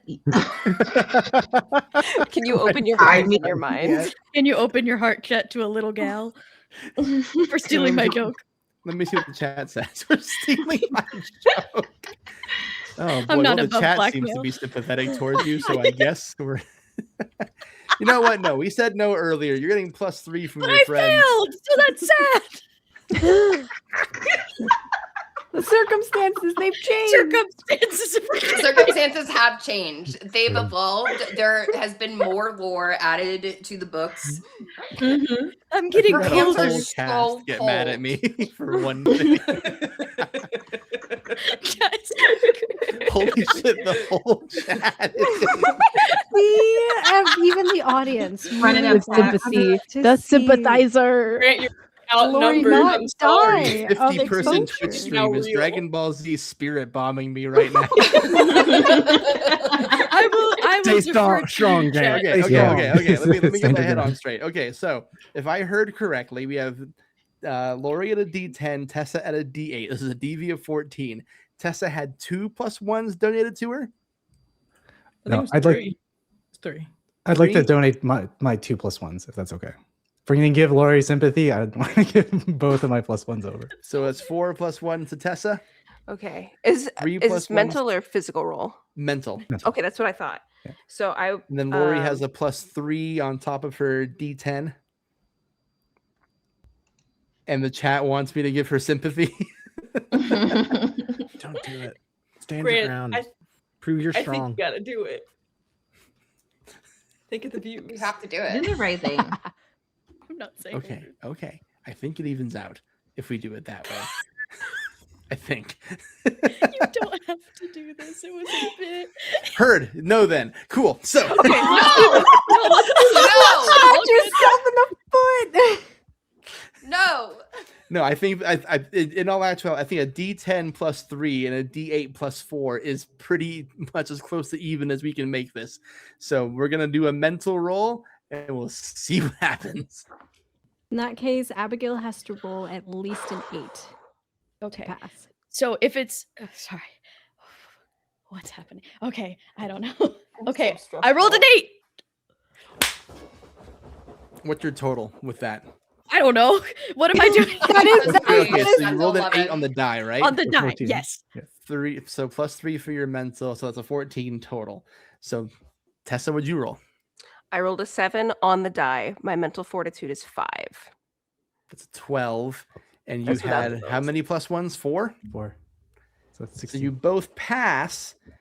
Lori passes with a 14, but Tessa passes with a 16, which I think means too. hands go up in the air. The Ursa, comeback of all Ursa. comebacks, Team Ursus wins immunity. Ursus, If I- Ursus, What Ursus, a Ursus. fucking Hashtag challenge this week. Ursus. My God. Hell Okay, If I folks. may, Grant, I think Tessa locks in on this one as she's working on her little snow hut, by like whispering to herself, "This is just like that one scene in Ice Planet Barbarians. Pull it together." And she I love finishes that it. book. Iconic. Icon ice. So Team Ursus. Wow, what a hard fought competition this week. I don't know if you all felt it out there in the competition, but I feel like I could hear the cries of several audience members cheering on this one. So I think we're in for a very special season. Team Ursus, you are not going to the voting ceremony this week, and each and every one of you, for this week only, can go ahead and put a check mark on the shelter skill on your physical list. You'll get a +2 advantage during your camp scenes. Team Iagapis, I sadly have nothing for you. You will simply go back, start to plant the seeds of survival, and I will see you all tonight at the voting ceremony. Well, one of you will be one and done on Castaway the Tundra.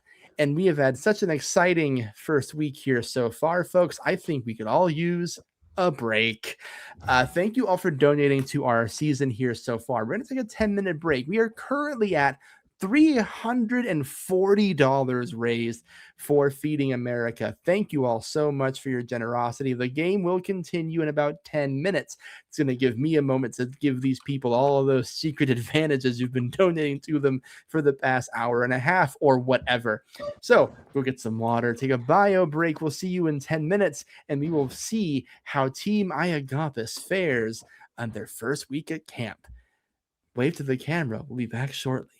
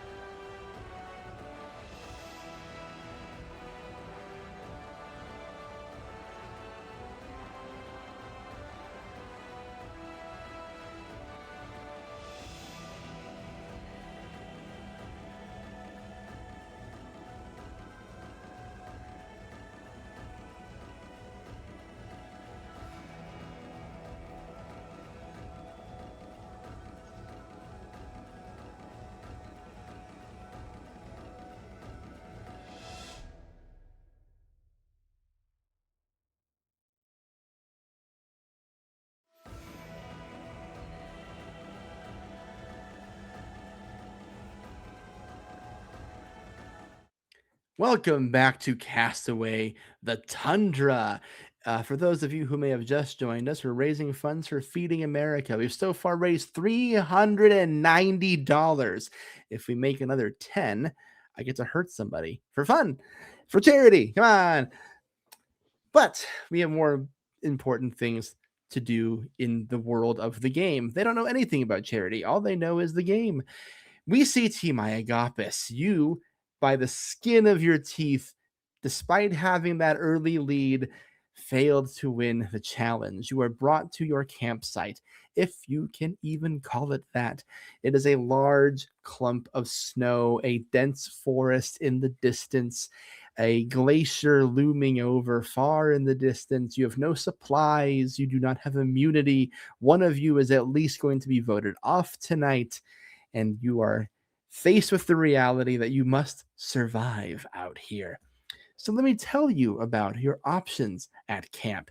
In the camp portion of our game, you have 3 choices you will each make. They are either survive, socialize, or look for secrets. You will each have your own turn. You will have a moment to talk to the audience face to face on the confession cam. You can say anything you want about your game, your strategy, how you're feeling about what just happened, whatever is on your mind. Consider it your personal chat with the people who are watching you. From there, you can choose another 3 activities. If you choose to survive, you can go out and search for needed supplies. You can look for food, water, shelter supplies, whatever you deem necessary for your camp's survival. And you can bring one person with you. They can help in more ways than donating +1s this time. If you are rather concerned about your position in the game and think you need a secret advantage to win it, you can choose to look for secrets.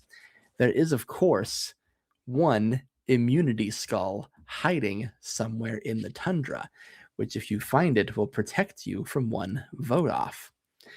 And of course, if you're completely good on everything, you just want to sit and chat with the homies, you can socialize. You can chat with any member of your team as possible. No roles, all role play, no threats, no danger.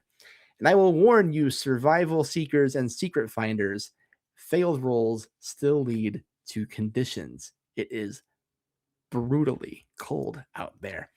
But first, we determine your initiative order, the order that you will be doing everything in. So everyone, just roll your current die for me, completely flat, no bells, no whistles, no nothing. We'll see who's going first through last. It's a 3 for Amber Lynn. Dennis got an 8. 8 for Dennis. I got an 11. 11 for the smallest girl in the world. I got a 2. I got a 10. 2 for Blue. 2 Or for me, for Ozza. Ozza. 2 for Ozza, and 10 for you, B. Mm-hmm. Beautiful. That means, Lori Wells, you will have the distinct honor of getting the first confessional cam of the season. You are first in the initiative order. Lori, we're in a tough spot. Your team just lost. It was you and Tessa there right at the end, neck and neck, but Tessa just eked you out. This is your chance to talk to the audience about whatever you want to tell them about. The floor is yours.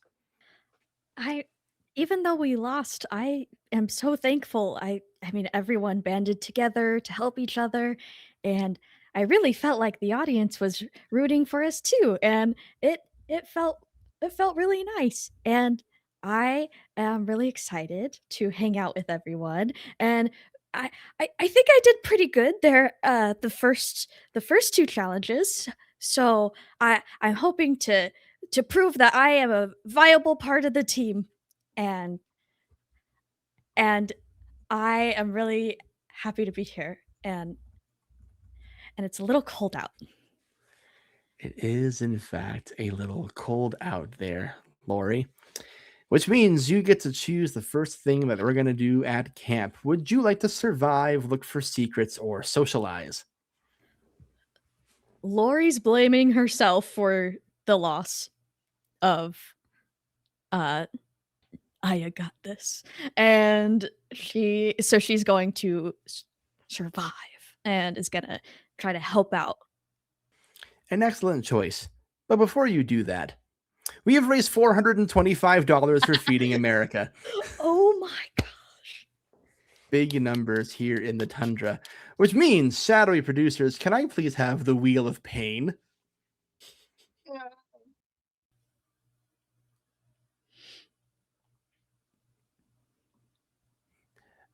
Do I have my good friend, the Wheel of Pain? Are they here with me? Have I Is the Wheel of lost Pain in my... the room with us? Is the Wheel of Pain Yeah, on me? it's there. It landed on There we Dave.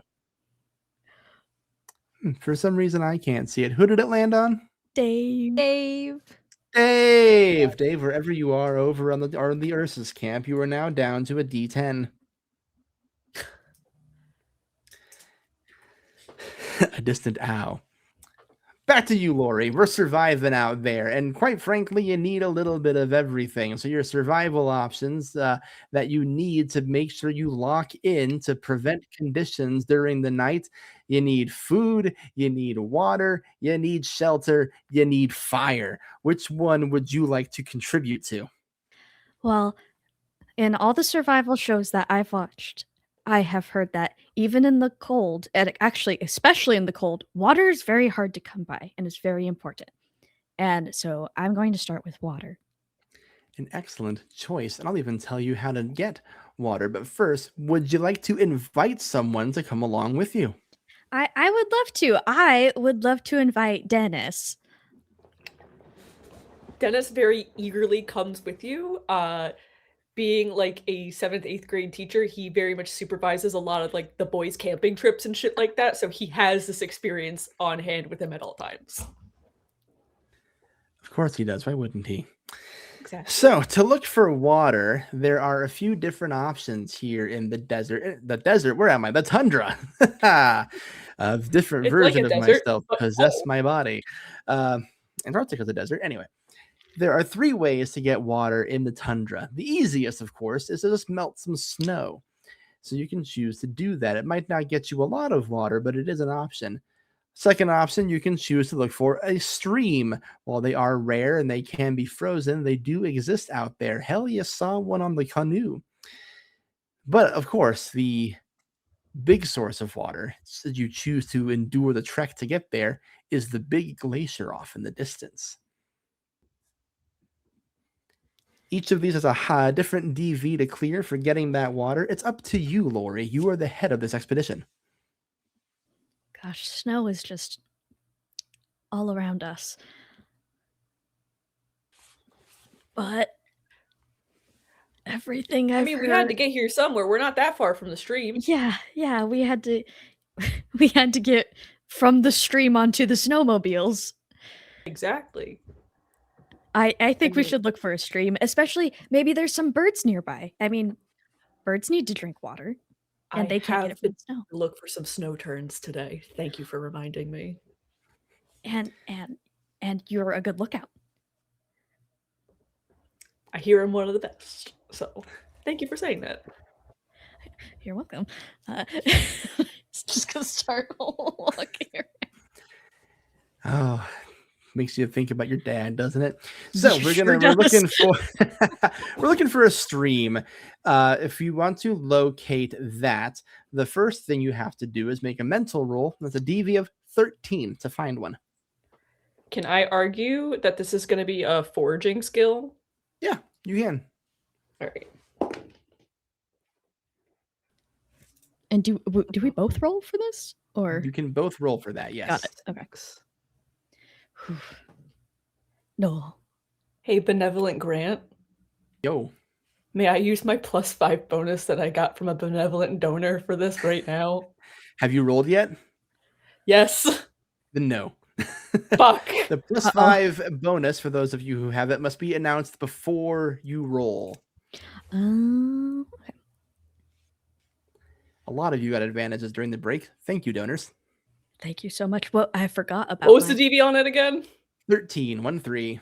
Fuck. I got Yeah. a 9. Yeah, I got an 8. Would you both please describe to me how you two fail to locate a stream of potable water? Start with you, Lori. She's chatting. She's talking to Dennis, talking to the crew that are following with a camera. Yeah, I think Dennis is like pointing out like different like birds in the area and like trying to teach Lori how to identify their calls, and they just get completely lost. You get completely lost, which is a poor thing to be when you're in the tundra. You spend a chunk of time wandering, the cold starts to set in, you are both down to a D10, you return to camp empty-handed. Oh boy. But that's why there's 5 of you.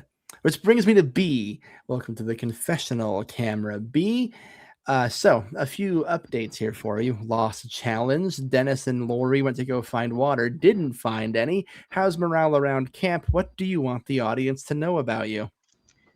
I mean, the morale is cold. Everybody's kind of just trying to figure out next steps, I guess. It really fucking sucks we lost. My team seems surprisingly nice. They all did give it their best, and I'm glad that it looks like I won't at least die in vain. Their heads seem to be on all right ish. I don't know. I don't do this. I'm truly not built for this shit. They couldn't find water, so I guess I'll try. Why not try? Water is one of the most important things after all. You can still get dehydrated even in the bitter cold. Is there someone you'd like to invite with you on that adventure? B will ask Ozza to come along. And Ozza will do so happily. We are looking for water together. What was that to talk about while you're looking for water? I think B's nervous and is like, maybe we should look for shelter instead. How long can humans go without water? I don't. Not very long. Maybe a few days. I think that your instinct was right. If the others couldn't find water, we should probably look. Hey, I noticed that you don't seem particularly, I guess, jazzed about being here. If you don't mind my asking, why did you join the show? My boss thought it'd be a great experience for my next article. Oh, He was you're a supposed to writer? come. If you could call letting your dreams die in a fucking cubicle that, yeah, I guess. Be like, it's like trudging along, like kicking the snow. Hey, so yeah. you never know. You might be surprised about what you find out here. B looks around them and it's cold, cold, cold, dead cold, ice, snow, and is like, okay, that. Stop. And I think Ozza will stop B and themselves and will hold out their hands for B. B like, and then we'll take it. And she will say, okay, we're looking for water, right? So let's just listen for it to the wilderness. Close your eyes and what do you hear? B internally is thinking that this might be bullshit, but they will close their eyes and try to listen. Beautiful. This is me communing with the wilderness in an attempt to find water. So I'm hoping that. Yes, I'm picking up what you're putting down. Don't you worry. Hello to our raiders from the Mandy stream. Thanks for popping in. We're playing Castaway. We're also raising funds for Feeding America if you're inclined to donate to such things. A lot of our players are hurt, so if you want to help them out, couldn't hurt. As far as communing with nature, we're listening to the tundra, seeing what it tells us. B, are we looking to melt snow, find a stream, or locate a glacier? And if you're not totally sure, Ozza is also allowed to steer you in a certain direction if they so choose. Oh, could I also add my navigation skill to this as I'm like kind of listening out for signs? Why, certainly. Would you like to look for the stream or the glacier? Glacier is kind of big money, right? No, that is the big money. I think B would try to. Wait, is Ozzy sitting at a D10? Okay, yeah, I'll play it safe. I'm gonna go stream. Stream it is. While we're at it, Tessa, wherever you're at, you may move up to a D10. You've been healed. Okay, so we're looking for a stream. Both of you make a mental roll. The DV is 13.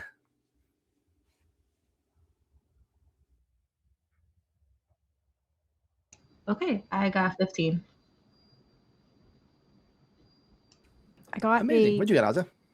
I got a 10, but I would like to use my second advantage and replace this failed roll with a d20 and try again.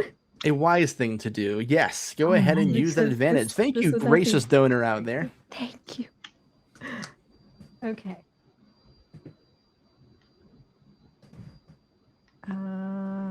You said it was 13? DV is 13. You can roll a D20 plus your mental plus your commune with nature skill. Okay.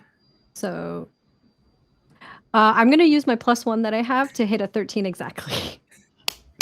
No conditions here, and we're finding that stream.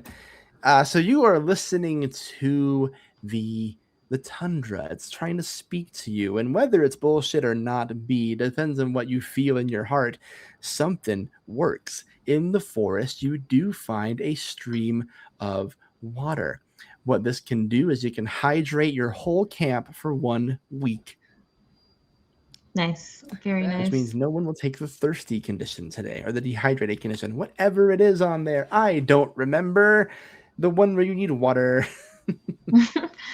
B kind of like we approached the stream, and B is like, okay, that worked, and I am surprised that worked. Thank you.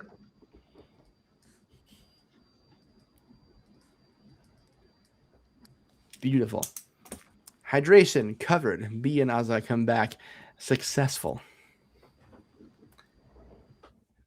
Going down our initiative, Dennis. Welcome to the confessional camera. You and Lori had a little misadventure looking for water. Your team has failed to win a challenge, has to vote somebody off, and you still got to somehow survive out here after all of that. What would you like your fans at home to know about your game, if anything? You know, it's like I always have to remind like my kids, my students and everything, it's not about how you fail, it's how you pick yourself back up and hit the ground running again. I tried to tell Lori that. I might have gotten distracted because I thought I saw a puffin, and I also thought I heard a snowy owl in the distance, and that was both false. But here we are. Gonna try really hard to bring morale back up, and we're gonna try to keep people warm. It feels a little nippy outside, and I really want to make sure everyone's spirits are up before we all have to, unfortunately, send someone home. And send someone home you have to do. So the options are available to you: survive, socialize, or look for secrets. Dennis is going to do survive, and he's going to try to build a fire for the people in camp. Just like Jack London in that book I read one time. So we are going to build a fire. That is an ability on your sheet if you have the advantage in it, but you're going to describe to me how you intend on building that fire, and we'll build the roll out of that. But is there anyone who you would like to have help you with that? Amberlyn dresses like she knows a thing or two about the woods here. Maybe she'd be some assistance. I feel like she's better at setting fires than the woods, but yes. Exactly. Arson, campfire, same ballpark. Yeah. Amberlyn and Dennis, you were able to traverse around to find the ingredients needed to create a fire, and you have a brief moment to chat with each other about the game, home, fires, birds, what have you. The floor is yours. Okay, so we're gonna want some smaller sticks for kindling, and then we're also gonna, there's probably not leaves, and if there are, they're wet. Not the best. Not the best indeed. Where do you think we would find the best kind of kindling? I want to make sure everyone here stays warm, stays comfy. You know, I don't want any harsh feelings about get with each other before we go into all of this. Well, looks around at all the trees. I don't really like breaking trees, but I do like staying warm. So I say we just break off some sticks. Snapping some branches. I like the way you think. The ones that are kind of like on the inside of the trees where like the snow hasn't like hit completely might be the best and driest. Smart thinking. I like that. Big brain moves from the Hoa Hoa team. So we're going to make it's a physical roll to get branches from trees. Not as challenging as the ones before. It's only a DV of 11. And that'll be a physical roll. And then, of course, comes the mental challenge of making the fire. You know, we'll see what happens. I have a choice if I'm gonna burn my +5 just in case. I don't trust myself right now to Gotta have fire. 11. 11 for Amber Lynn. So Amber Lynn gets sticks. I got some sticks. You want sticks? I also got an 11. Plus 5 came in clutch there, then, huh? Team of mediocrity, let's go. We got this. We got this. Congratulations, got this. you successfully recover sticks and can bring them back to camp. The two of you now have a choice to make. Who would like to, well, make fire? I think the floor is yours, Amber Lynn. Let's go. You seem smart enough to know how to set some fires. So, living in Washington, making many trips to Seattle, a lot of people still smoke cigarettes there. Are there any matches in any pockets that I could possibly find of my black denim snowsuit?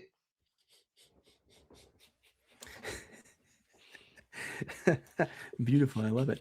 So for making a from fire, a dive we're bar, looking probably from 5 a dive years bar. ago. You know? Yeah, That's the most Seattle thing I can as think you of. find on You know, the shitty matches. yeah, really like not great matches, but hey, there's a The ones that are made of just pure cardboard. Mm-hmm. Now, of course, you didn't bring any supplies out here. We can only use our wits and our ingenuity, but you have the things you need to make a fire. You have Okay, the fine. kindling. The sun is still out right now. You have... Is there a Zippo lighter? No. Oh, I could do so many cool tricks with those. Fuck. Dennis kind of looks up at like the positioning of the sun and down at his glasses and kind of has the idea of how to make like a very basic elementary, like the magnifying glass on like the campfire shit. I do play guitar. Is there a fire starter that I could use my strumming abilities to be able to... Grant, I'm going to be making the most absurd and obscene skill, please. I'm glad you're here, Jenna. Okay, so... You have to applaud the effort.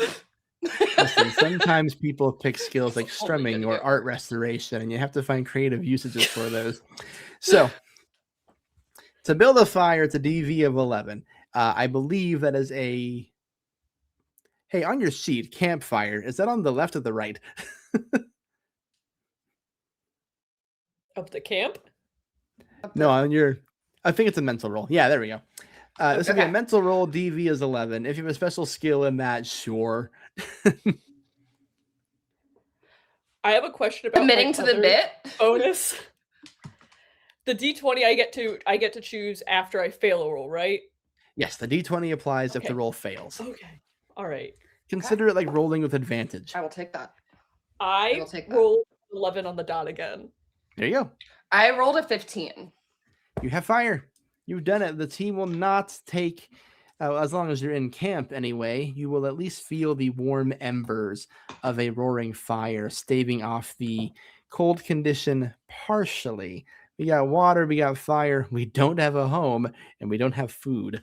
So we'll see what happens We're about to put next. the Hoa Hoa Hoa into Hoa Hoa home, okay? We're going to find shelter. I'm going to reuse this bit so much. I guess that is true. Beat it to the ground. Because you are up next on the confessional cam, Perfect Amberlyn. timing. Perfect timing. That's exactly how she opens it. She's like, gets really close to the camera and she's like, we're going to make a Hoa Hoa home out of this right here. And today is going to be the day that I throw it on back to you. Zoom in. Zoom. She just waits for the crew to zoom in. It doesn't zoom. A lot of demands with the camera being met here on Castaway this season. Luckily, they all know what they're doing.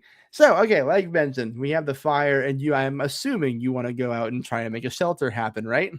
Let's do it. Okay, that is a survival roll. You may once again choose one other person to go with you. It'll be very similar to making a fire. Get supplies, make supplies into thing. I'm going to keep this dream team together and bring Dennis. Okay. Once again, as you walk through the woods and you search for anything now you're looking for different kinds of wood to make a shelter with. But again, the floor is yours to talk about anything you wish. Okay, so more sticks. Sticks 2.0. Let's go. Sticks this time. This time we're looking for ones that, have different joints so that we can, if there's a Y stick, that would be great, because then we can make a wood teepee situation, then reinforce it with the snow. Do you remember that scene in Twilight where they're in the igloo and they all take off their shirts? That was a different movie. One of the that was a different movie. One of them took off their shirt because they were a werewolf, and that was Jacob. And then he was like, "Hey, Bella, Please enjoy the remaining hour of Castaway. Jenna Daggers explains New Moon to you. Or is it Eclipse? I don't remember when that one happened. I think it's New Moon. Jacob did a lot. It could be either one. Yeah. But he has short hair this time, and everyone's freaking out about it as she's just That's Eclipse. Shit! While you two debate which movies of the in-between parts of Twilight happened in, I know the first and fourth ones are really good. The two in the middle, a little blurry. But you're looking for things to build a shelter with. This is a DV of 12 because we're looking for larger, heavier materials. That's a physical roll to bring those back and bring them. 12 on the die. Look at that. Look at that. Amber Lynn, camp MVP. I'm just hitting what I need to, so I am just basically surviving. Dennis? I didn't realize I was in the scene. That's on me. Sure. This is physical? Physical.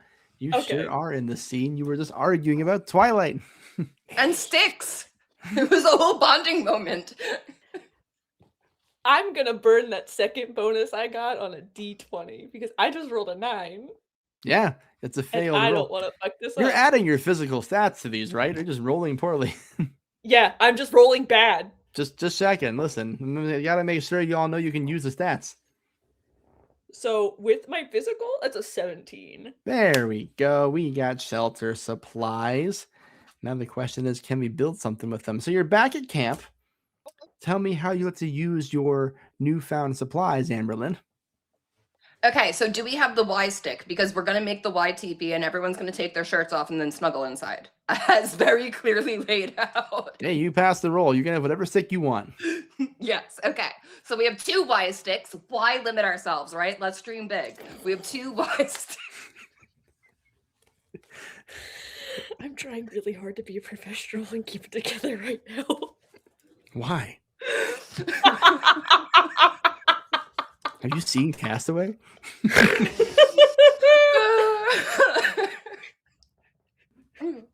So we have 2 Y sticks, and then we have a bunch of other sticks. So there's another big stick, and that is the top of it, and then the other sticks fill in everything else, and they all play really nicely together, and they become best friends. Wonderful. And welcome to our Raiders from Dice and Autism. We're building a house. Out of sticks. We're also out of sticks. We're also raising funds for Feeding America. Your donations And can packing go some to help. snow. Packing some snow. Your donations can go And to then we're help taking our these shirts fine off. folks survive out here in the tundra. Or if we hit $500 in the next hour or so, I'll hurt them. So we'll see what happens first. But for now, you're going to make a shelter roll. Dennis, are you helping build this thing? Yeah, I think Dennis after the water incident, Dennis is feeling really goofy and really bad. So he wants to try to make it up for everyone on his team that he fucked up finding the basic thing that they just saw an hour ago. Relatable content. So let's go ahead and build that shelter. The DV for building one is a 13, and that is physical. Please God. I'll be using my +1 to get to. Oh, wait, no, 14. I already rolled. Or Can I you, use my you- +1? you can use your 10. +1s Okay, anytime. incredible. Because that was a 12, and I was like, Only the secret +5 advantage requires an announcement. Okay. What'd you get, Max? I got a 14. Big guy rolled a 10 on the D10. Iagapis team, congratulations. You have built a shelter. we got this. We got this. The focus so far has been on making sure we stay hydrated, sheltered, and warm. We lack food still, but it is Oz's turn. Oz, we bring you on to the confessional camera. Things are going decently at camp so far. You made a connection out there with the wilderness and with B. The shelter's been built by the Dad and Amberlyn. So we're moving, we're grooving. But there is that vote coming up. So you may now share with the audience anything you are thinking and feeling. I think that out here, the things that we've done, it proves that if we listen to the wilderness, it will hear us. So I think with the vote coming up, we just, again, need to trust in it to tell us who should go home. It's simply the natural order of things. That's how it works out here, I would assume. I have nothing to tell me differently. So the options are laid before you now, Ozza. You may choose to survive, look for secrets, or socialize. We still need food for this camp. And so I think it's important that Ozza goes to get that food. And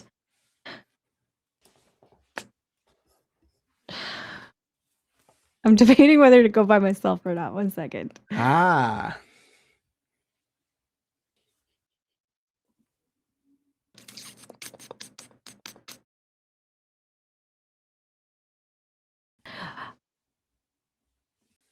I am going to go to B and ask and say, I want you to come with me, not to help to get food, but just to witness, see something. I feel like you'll understand when you see. You're not gonna try to take me out the competition or anything, right? No, of course not. Okay, No. okay, cool. That makes okay, cool. Yep, sure. Be like gets up and then we'll go. And I am going to look for. We're gonna walk a kind of a ways away from the camp that we've set up, just enough that we're not visible to the rest of the team there, but not so far out that we're like, ways away. And I'm going to find a tree, a very large, stately looking tree in the area. Sure. We're looking for a stately tree in the area. We're also looking for food while we're out here. With the tree we're looking for, what's the end goal? Between here, Oz, it's just you and the nameless god that narrates everything. What's your intent here? I want to find a place that looks like it is kind of not necessarily the center of this forest or anything, but maybe somewhere that looks like it has strong roots into the ground and connects to the rest of the forest, because I would like to give the forest and the wilderness an offering. Sure. Let's see. Let's locate that big tree. Let's say that's a mental roll. Listen, finding a big tree isn't the hardest thing in the world, so the DV is 10. All right.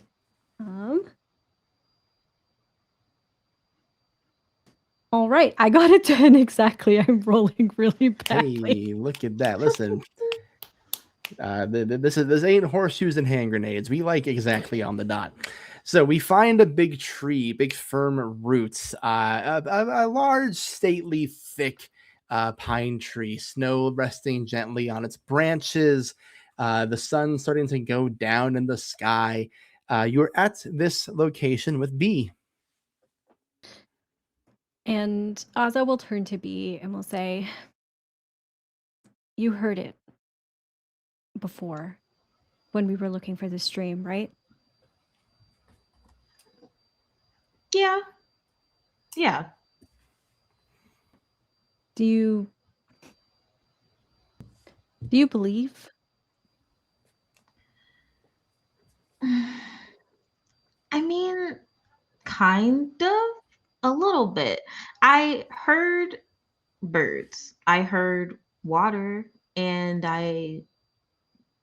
it's not that I don't believe that those can be something or carry some sort of power in this world. I want to show you, really show you that there's something here, and that together, if we work together, we can use it to our advantage. We can help it so that it can help us. I'm down to sip the Kool-Aid if I come out of this alive. And oh, Grant, may I offer you a devil's bargain from the player side? Sure. Okay. Ooh. Can I offer can I offer the wilderness some of my own blood and automatically fail the roll in order to take the condition, in order to get a small gift from the wilderness in the form of food? Yeah. Yeah, we can do that. So I won't even roll. We won't. Well, I'll have you roll one thing, but I'll tell you what that is in a second. So, by virtue of the earlier advantage you received, audience, you may have noted that Oz was back into a D10. By volunteering to take a condition, they are now going back down to a D6. That was a temporary advantage for them, which is why I'm okay with this. In Figured you would be. in exchange, let's see. Can you make me a D? Yeah, a D10 roll. Okay. I'm a little scared. Don't be. Everything's fine. I got a 10. Our papers are in I order. hope that's good. I hope that's good. Nice. That is good. That is certainly good.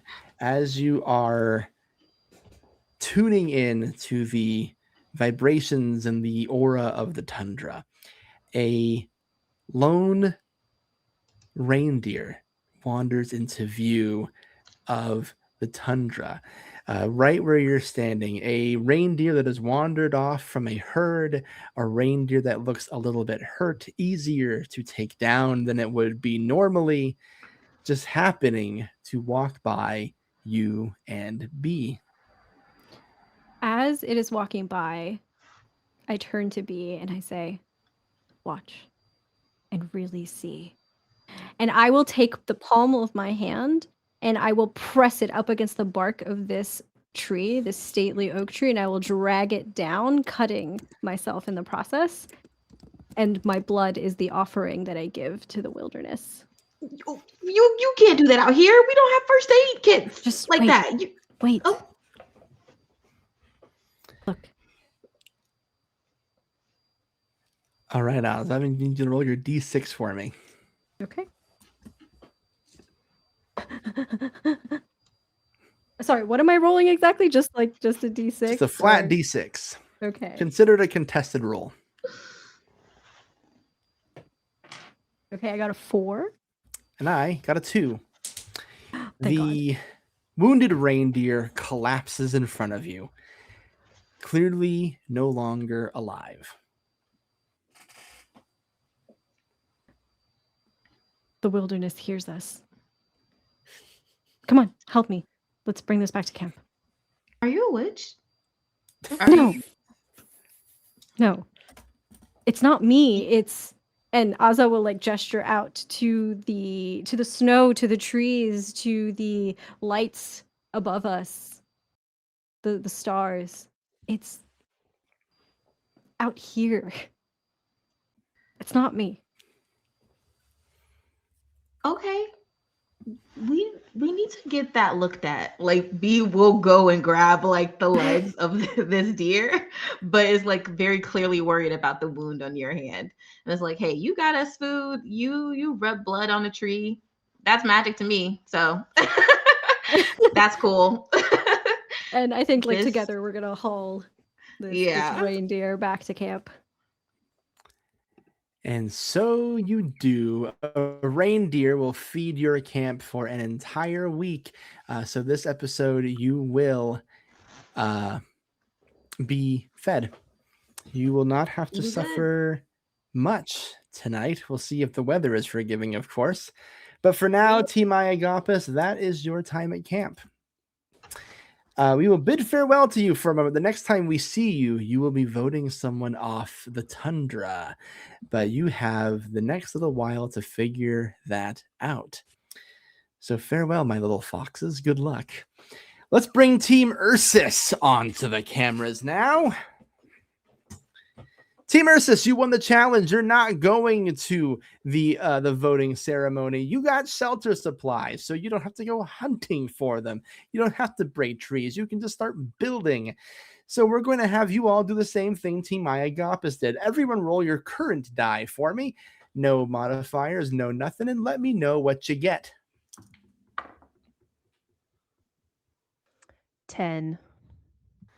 3. Also 3. 10. A lot of 10s. Raise your hand if you got a 10. We're a team of 10, baby. Clearly. Okay, Maddox, you had a 5. Dave was a 3. 3. And Tessa, what'd you have? And a 3. And a 3. Okay, Amanda and Deasia, roll again. Same die. 6. I also got a 6. Okay. You're kidding me. All right, We're one more on time. the same wavelength. Like we're in it. So we're on the 3 same for team. 3. It's that influencer wavelength. It is 9. 9. 8. There we go. Okay.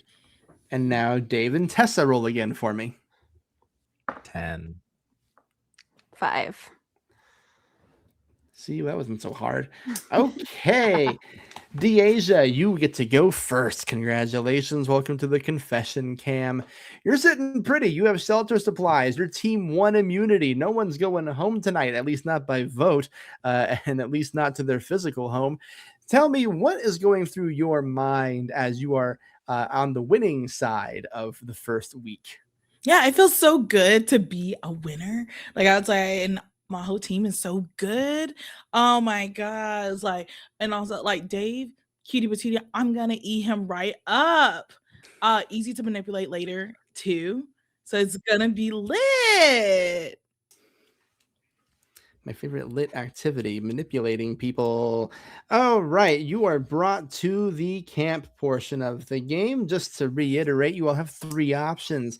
They are survive, look for secrets, and socialize. You need food, you need water, you need shelter, you need fire to help stave off conditions in the middle of the night. So those are your survival options. They require many rolls on occasion. There's also the look for secrets option. Maybe your way to winning this game isn't by concerning yourself with survival, but finding advantages, like the hidden immunity skull that's somewhere in your camp, an item where if you play it during a voting council, none of the votes against you will count, if you can find it. But maybe you're not concerned about any of that. Maybe the key to victory is in your relationships, in which case you can choose to socialize, where you can talk to any number of anyone at camp without fear of making rules or repercussions. The floor is yours, though, Deasia. What would you like to do? Yeah, I think with Deasia, because we already got the supplies for the shelter and stuff, and she's really good at crafting. So I think she'll join that little team and start building a shelter. We're on team shelter building, which everyone has a +2 advantage in this week. Who would you like to bring with you, if anyone? I think Deidre would like to bring Maddox. All right, you and Maddox can build a shelter together. Is there anything you'd want to say to Maddox while you're building away? I'd just like to say I'm a big fan. Love all the movies. I'm very surprised to see you here, though. I think you're muted, or I can't hear. I think you're physically muted, Ross. Hi, yeah, no, it's thank you. It had a quiet year or two, but yeah, no, it's always great to meet a fan. Also, your makeup's incredible. I have a friend that I worked with back when I debuted, Riza Bay. I don't know if you're familiar with her. I do know Elizabeth. Yeah, maybe we can connect afterwards. Yes, and, yes. go from there. Please, let's link up. We'll Yeah. exchange everything later. Totally. Anyways, shelter. Are you familiar with? Yes. Really? So I stalk a lot on hashtag camping talk. It's pretty Okay. lit. They like it's like I learn a lot of quick tricks and stuff, and like how to be like resourceful. Cool. How about Oh. yourself? Yeah, I've actually been camping out here on my own for a little bit. I'm doing some method acting research for another role that's coming up. So I asked my manager to drop me off with the gear. Did a lot of research. So this is a nicer shelter than what I've had. So It was like that sounds scary to do all that alone. yeah, it's I know you're like used to being the public eye. You like design the eye that people see. So like I get that. And I've lived that for a while. It was just nice to sit and realize that you can see more when you have a little bit of quiet. Like, for example, you're obviously beautiful, but I can see that you are tenacious as well. And I appreciate that. How's that shit? That's Yeah. bitching. Hell yeah. Like very deep and shit. Like damn.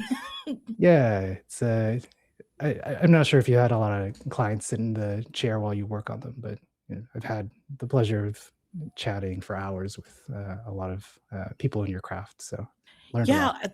My biggest break was like in that one Twilight movie. I think is Eclipse. That was like my biggest thing. That's how I know about Hoa Hoa Girl. Okay. Yeah. As you bond in the way that only two people who have spent so much of their lives in front of a camera can, we're building away at a shelter. And to do so, since you have those shelter supplies, as mentioned before, it's a DV13 physical roll, but you both have an advantage in it with a +2 even. So go ahead and make those rolls for me. You said this is physical, right? Physical, yes. And I can use my crafting, correct? Yeah. I guess so. Yes, +4. I can, because I am crafty. We've abused the system. Yes. Sorry, Riley. Correct. 8, 13, 15. Cool. 18. We have a wonderful shelter at Team Ursus, a big, beautiful shelter even. So you've done it. You have connected. You've made a shelter. We have a home at Team Ursus. Congratulations, gang. Which is going to bring me to Amanda, Indiana, next in the initiative order. Oh my God, right after the dressing room was built, this is a dream. Oh, I should, whatever. Amanda, you're on the confessional camera here. We have a shelter. You've won immunity. Your team, despite being behind for most of that challenge, pulled it out in the end. What would you have to say to the audience, supposedly your fans, out in the camera land? You know, listen, nobody's perfect. I gotta work it again and again till I get it right. Nobody's perfect. You live and you learn it. And if I mess it up sometimes, nobody's perfect. And in the end, we still pulled through. Thank you, Tessa. Thank you, team. That is what teamwork looks like. Best of both worlds. So we take you to the camp I see you're scene. a fan. I just know how to do a pop culture reference. I'm a fraud, Tori. So we bring it back to camp. A shelter has been built, but the other thing is you need to stay alive. Kind of out there still, but maybe that's not the most important thing to you. I'm not your parent, so you can choose to survive, look for secrets, or socialize. Those basic necessities, food, water, shelter, not so much in my wheelhouse, except for dressing room and a craft service. Love those. Love those guys. But I'm not used to looking for things. They usually kind of just come to me. So I think instead I would like to look for secrets. Secret hunting out here in the tundra. We have a few of those out there you can find. Now, as is customary, you are allowed to bring at least one other person with you if there's someone you trust and maybe want to help do that with, or you can fly solo. Hmm. I think I would ask Tessa if she would like to come with me. Yeah, absolutely. Oh my god, besties? Bessies? Forever? Have we done it at last? Have we found besties? For now. For now. So we're out here looking for secrets that we can use to give us advantages in this game. So this is going to be a mental roll. If you have something that lets you seek for stuff, that is, of course, on the table for an advantage roll. But you've chosen Tessa. You've established this possibility of a bestie alliance, it seems like. What would you like to say to her as you are looking for something out here? Oh, okay. Listen, Tessa, bestie to bestie, if you will. You mentioned you have a lot of followers. How can I too maximize my followers? What is the secret? People seem to Well, like my music, but not me. mm, What is that about? I mean, a lot of, I write books, and a lot of my videos that I make on my TikTok are about the dynamics between my characters, and a lot of my fans will sometimes take like the artwork of my characters and sometimes make edits of your music or like other popular music. So that just ends up bringing people back to me. I also I've been in your shoes before, I almost got canceled once. And what I did was I just kept pushing back against the haters, and eventually the right people found me and stayed. Oh my god, that's so inspiring. I almost got canceled too. Ugh, we have so much in common. Thank you. Wow. What hell have Okay, we wrought here in the inspiring. tundra, folks? I think that us being friends is going to be a good thing. I agree. You'll have to tell me more about your characters later. Yeah, absolutely. I there's been like some talks about maybe a Netflix original series of my debut book. So maybe your manager could get in touch with the casting people if it happens. Oh, I don't know. yes.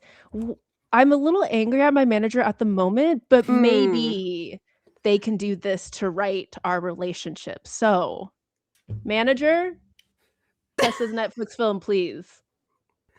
Please and thank you. Need you both to make a mental roll for me. We're looking for a secret out here in the tundra. The better your roll, the better the secret. Azza, if you were out there, you are up to a D8 now. You've been healed by a gracious donor. All right, I got a 14. Okay, and Tessa? I rolled a 10. Total? Yes, that's with my fortitude added. Ooh. Can I use that thing now? Or do I have to wait? A brief moment while I remember the thing you have. Do I have to do that to use that? Yes. The thing Of Mhm. course, how foolish of me. Tessa, that gives you a +2 advantage to looking for secrets. Okay. Okay. And you can use that anytime you look for secrets until a secret is found. Ooh. Ooh. Remember, we're besties now. We are besties. I Do we will. get to I'll use share? it. Yeah, I will How does- verify We have an this. So alliance. I'm not. I Yeah. won't be coy. Tessa was donated a secret advantage. Tessa earned a clue to find an advantage out in the tundra. The way you Oh. can use that is you can add +2 anytime you look for secrets until you find something, and Mhm. you have the option to use that on your own roll or your partner's roll. Keeping in mind, the higher the number, the better the advantage. But true, it's up this to is you, true. Tessa. Well, we are best friends now. Yes. So I'll let you do the +2. Oh. So if we add 2 to yours, what do you get now, Amanda?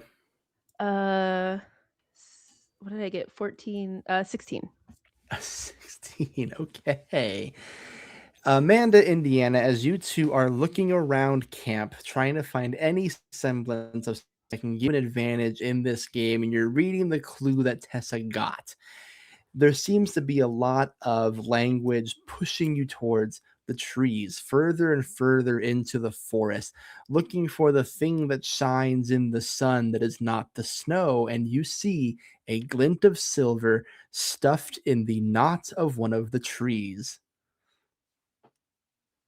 Oh, I will say to Tessa, trees are always silver, correct? I'm not out in them much, but I've never been to the tundra before. I don't think it's normal. oh, does You wanna- that is that a thing usually? And I'm gonna point to the silvering bit in the woods. Do you want? Oh, do you think we found something? I mean, let's go look. Okay, let's go. And Amanda just Amanda's- like also as we walk in the woods is gonna like hold up their mic a little bit like a bat in fear. yeah, the mic you definitely have. Yeah. Self-defense. The question becomes, who is going to put their hand in the tree's knot? Amanda will look around because they're not used to doing anything in life and having other people do it. So they'll kind of look and wait to see if Tessa. Tessa will go for it. Tessa will go to grab it.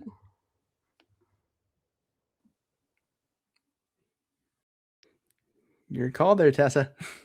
Tessa will go to grab it. Excellent. Okay, cool. Tessa, you go to pull out the item that is in the tree, and when you do, you reveal the immunity skull. Oh, That- shit. Which I will now tell everyone here, only Tessa and Amanda currently know about. What you do with that information now, Tessa and Amanda, is up to you. Before we move on. Is this a real skull? Should we be concerned? I mean, Chet said any means necessary. Do we tell everyone else, or do we just? I will tell you, if you are familiar with the show, this is very clearly the immunity skull. It is a prop skull, painted silver, has a glint to it. So this is the thing you need to keep yourself safe at votes. Yes, Tori may know that, but I don't know if Amanda knows that. I'm just making sure Tessa knows that. Yeah, Tessa knows. Okay. I mean, I could keep it safe for now if you want to. Yeah, carry it. I mean, besties, I trust you. Yeah, Yeah, I'll just tuck it into my sweater. Nobody's gonna notice. perfect. This is good. This is exciting. As This long is as it's not a real skull, right? I think we're fine. Surely Okay. they wouldn't do that, right? They didn't have a dressing room or craft services, so I don't know what they will do here. That's true. Good point. Our papers are in order after all. All right, you return to camp, hiding a skull in your sweater, which will then take us to Maddox on the initiative order. Let's try that again. Maddox, we bring you to the confessional camera. You are, very familiar with the camera. Your team is safe from the vote this week. You just spent a good part of the morning building a shelter with Deasia. What would you like the audience, your princesses out there, to know about you? That I appreciate them. He pulls out that paper again and sees a bunch of comments. To Chillport and Kendall Loves Films, thank you for your support, and you're in my heart as I continue to move forward. So thank you, and thank you to my teammates. We wouldn't have got it without everybody pulling in at the that last moment. So very grateful. Choosing to spend the time of showing appreciation instead of cluing in. I respect it. Maddox, the same option. Oh my god. Maddox, the same options are available to you. You may survive, look for secrets, or socialize. Sorry, above the table. Yes. Survival wise, we have shelter, but not food and You have water. shelter, no food, no water, no fire. Ooh. Okay. No food, no water, no fire. I think we have to go water. Water is always important. Anyone you want to bring with you on that adventure? Yeah, I noticed that Dave was had like the posture of a tundra animal in there in the last challenge. So I walk over and ask Dave, I'm gonna look for some water, and I noticed that you. This will sound weird, but you dig really well. So I wonder if we can go and find. Oh, but of course. I learned exactly how to dig by watching tons of Animal Planet. Fantastic. It's all in the wrist movements. It's on the wrist. Maybe don't do that on towards the camera. Okay. Yeah. Okay. Let's do it. On an adventure. So we're looking for water. That is a mental roll. And of course, there's the ways to retrieve water here in the tundra. The easiest way to do that, melt the snow. You can also choose to look for a stream, or if you look off in the distance, there's a glacier. That would definitely be a large amount of water you could bring back, but it is a trek to get there. So how would you to approach getting water? Does the glacier give us more than 1 week? Essentially, is that the payoff? That would be the assumption. It's a trek to get out there, but it's pretty well established, or at least assumed, that that would be the most consistent and largest way to bring a larger amount of water back. We should tame some wild wolves we find and use them as a sled dogging crew. So you're down for adventure? Oh, I'm so down for adventure. It's good to know. All right, let's do it. To the glacier. All right, we're gonna trek out to a glacier. Fantastic. All right, this is a two-part adventure here, fellas. There is one large glacier within the confines of the playing area where you can collect melt water, which will give you water for 2 whole episodes if you manage to get there.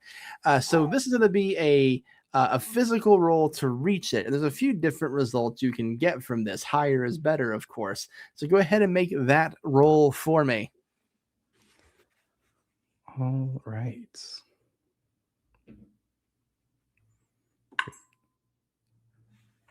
I have a 13. A 13. Okay, Dave. 6. Total? Yeah. Oh, goodness. Okay, so you have a choice to make here then, Maddox, because anytime 2 players wander out there, they are responsible for each other. You have a very clear route to get to the glacier. You could probably get there no problem, but Dave has been slow, sluggish. The cold is getting worse as the night creeps in closer. So you have a choice, Maddox. Continue to the glacier or prevent Dave from taking a condition. Can Can I pick up Dave like Princess Carrie style and take the condition on his behalf? As a matter of fact, you can. And in fact, I'll even interpret that as the push mechanic. Oh, So you can cool. choose to take a condition in exchange for making an additional roll. In this case, we would have Dave make that roll since we're taking the condition on his behalf.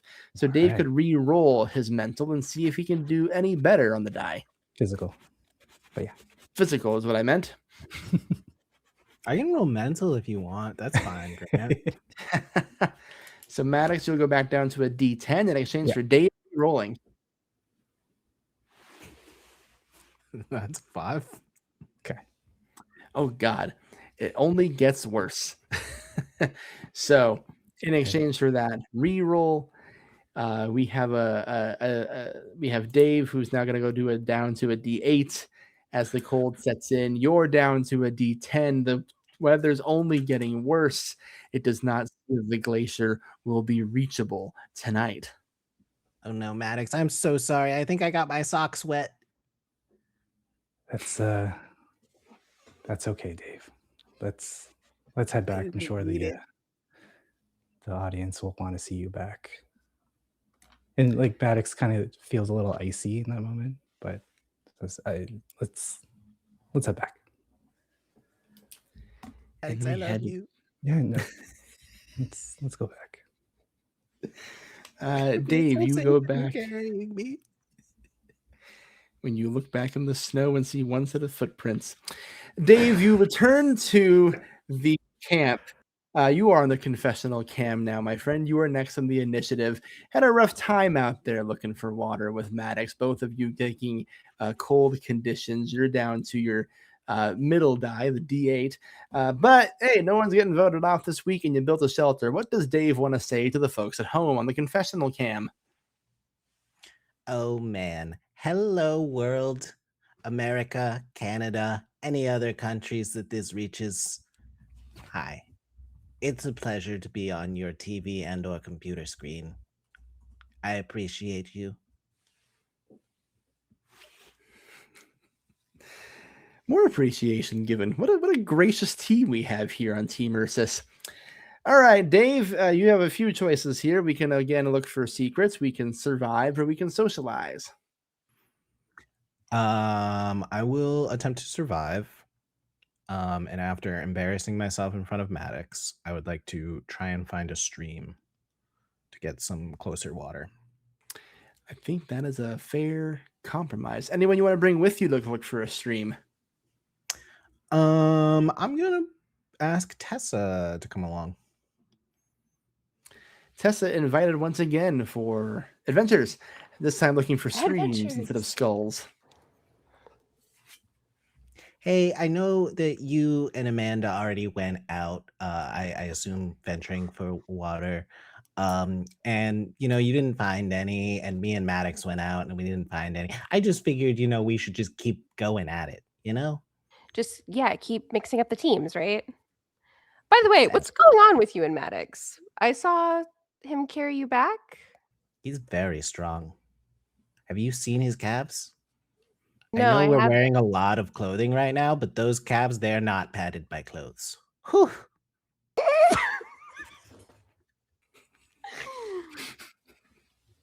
That's beautiful.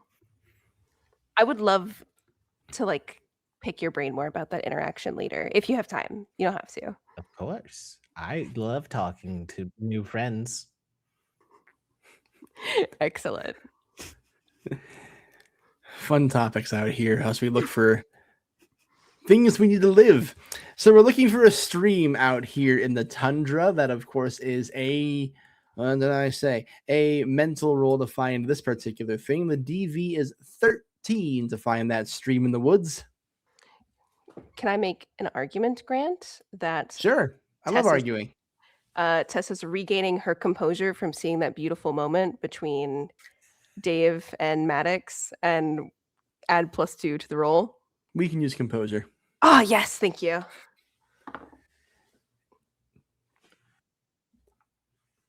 Can I use my knowledge of Arctic zoology to turn I my would think head you to would. the sky and try and find where like the birds are landing to drink, because I would assume they would all be drinking from like the same clear water source.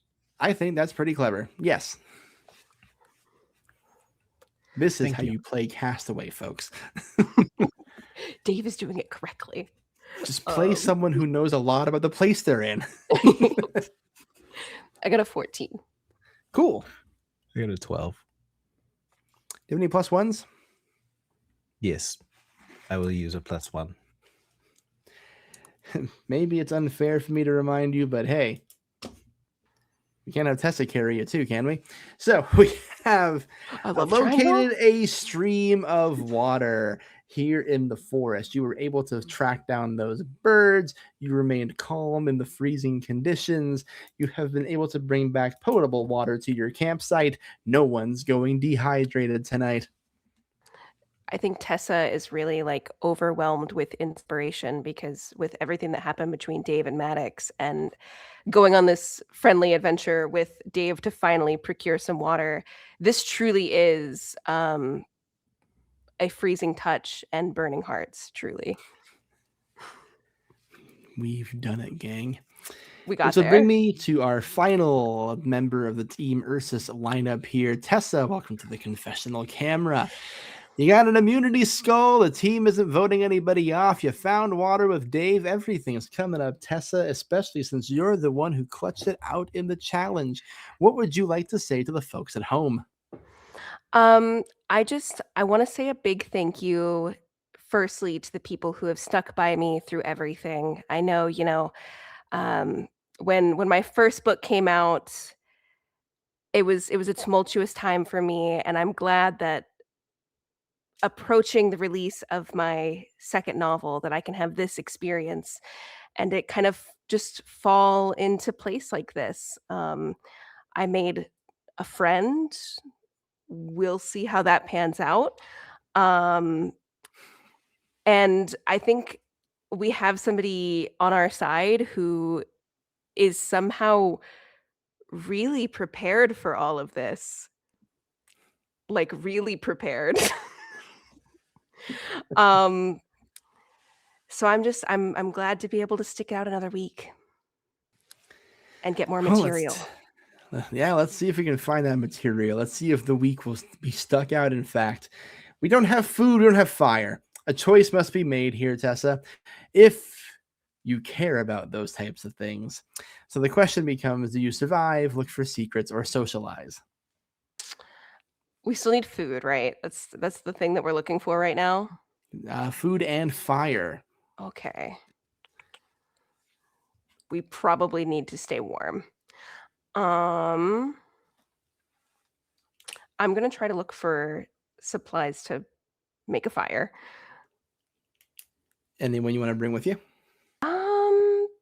Yeah, I think Tessa and Deja haven't really had a chance to interact yet, so I'll take Deja with her.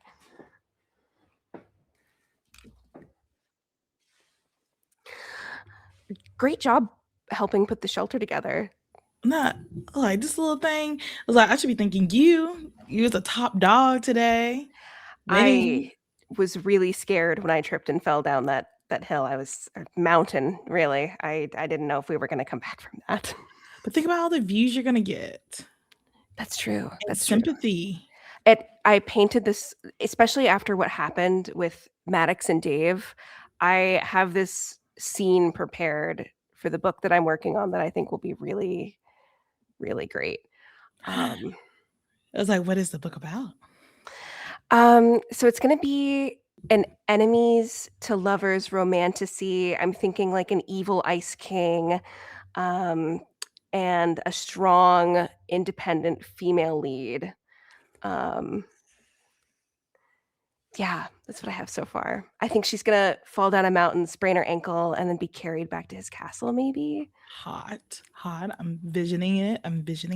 Like, I can see the edits now, Yes. I can see them using a lot of, like, those indie songs and stuff that makes you cry. Like, Love Me. Yeah, that one. Yeah. No, totally. You get it. You get it. Yeah, I You're get it. online. Yeah, chronically. Ironically, even So, what do you so what do you think about the rest of the team? I think, they all seem pretty capable. Like Maddox is so supportive of everybody. And like Dave truly seems to know everything, which is a little almost frightening. True. And then Amanda, like, she has the crew wrapped around her finger, so Yes. I think we have a good thing going here. And we're definitely going to survive and stuff. Are you looking for any allies, Bestie? I'm trying to, I think, socialize with everybody a little bit. So, yeah. What about you? Is there anybody that you think the team should keep an eye on? Like as a team, I understand. So far, nobody has rubbed me the wrong way at this time. But I No, kept my not eye at- on you that I really want to work with you. Okay, yeah. Yeah, absolutely. Great. I was like, I think we both have like a strong head on our shoulders, you know? Yeah, yeah. When you know, right? Yeah. Yeah. Tessa was like- collecting besties like infinity stones.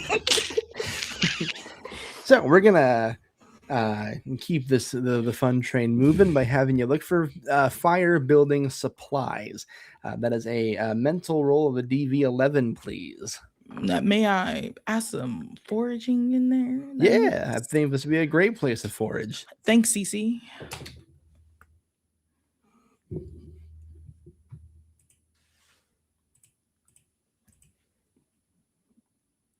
I got a 10 with my mental fortitude added. Can I use my +1 that I have to You get it sure to an can. 11? Plus Okay, ones can make be it over used the for threshold. anything, anytime. Beautiful. That's That's what the good people pay for. Thank you, donors. Because I rolled 11 on the die and in total 18. Well, look at that. Ooh. Got a hella sticks, bro. Yeah!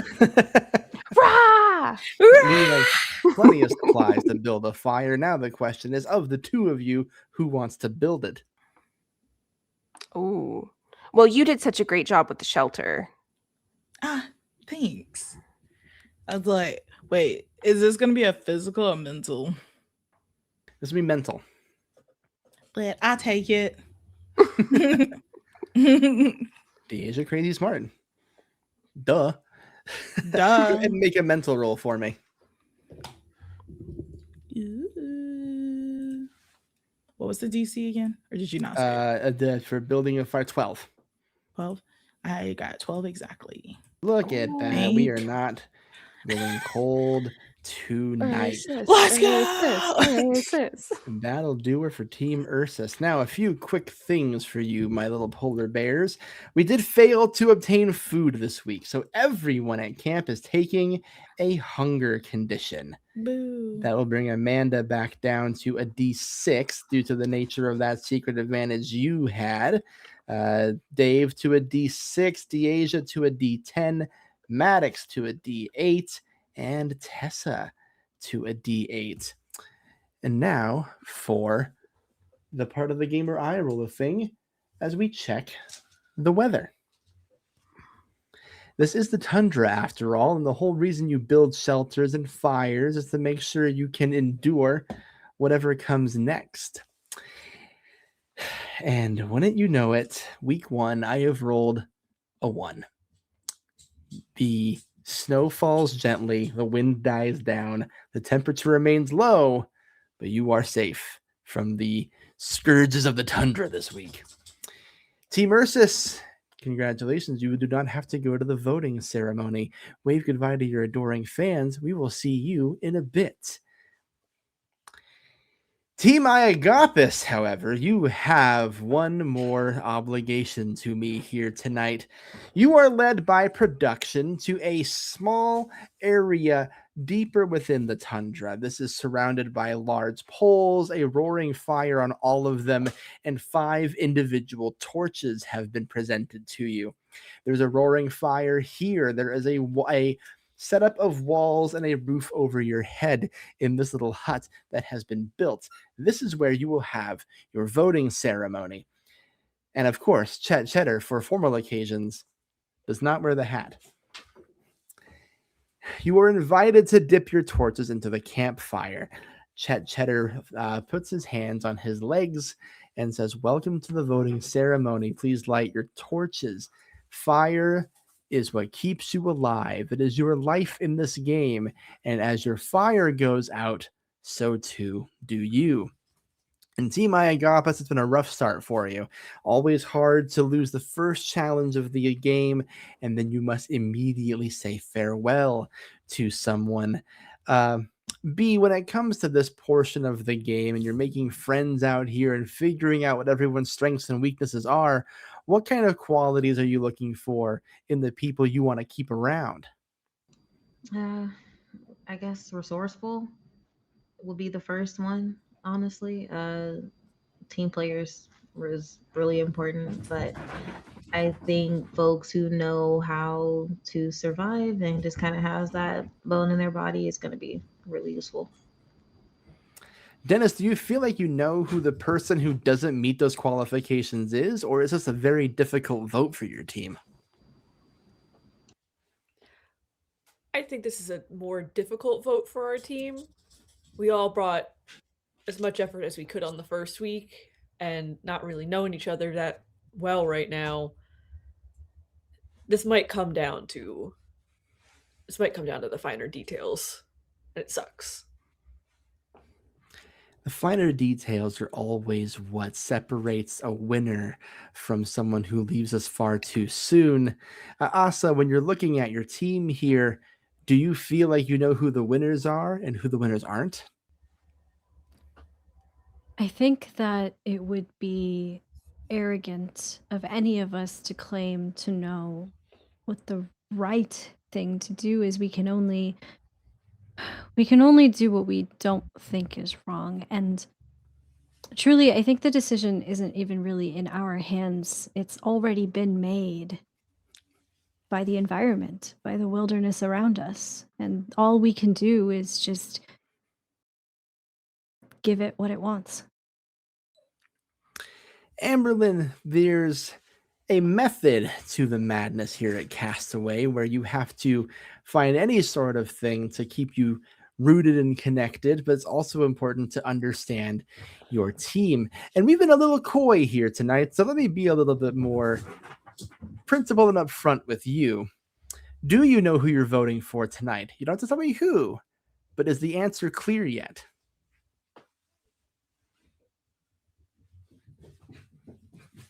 Amberlyn. Just staring off.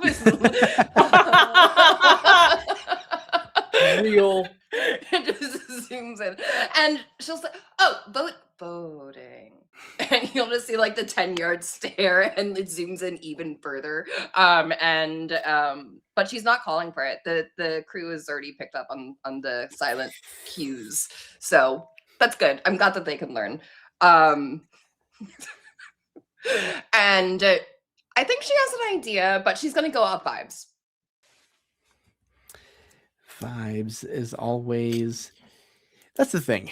Sometimes we have a head choice, a heart choice, and a gut choice. Lori, which organ are you listening to tonight?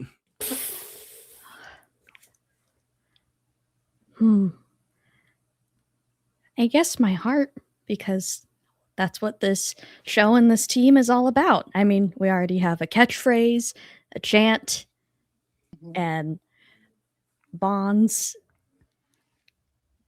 So I guess my heart, although I really love everyone here.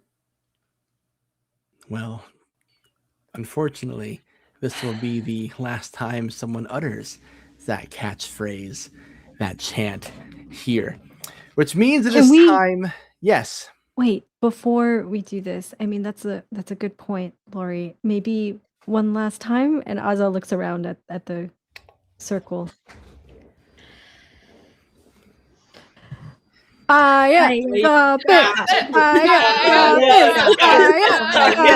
I am the best.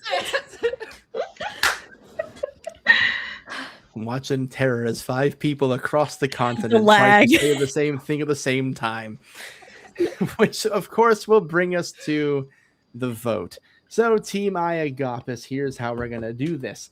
You are going to direct message me in Discord. You are going to provide to me the name of the player you are voting for. You can't vote for yourself. You can't vote for Chet. And once we have tallied the votes, whoever receives the most will be eliminated from Castaway, the Tundra. And I will tell you from experience, having done this many times, the first one sucks. Good luck!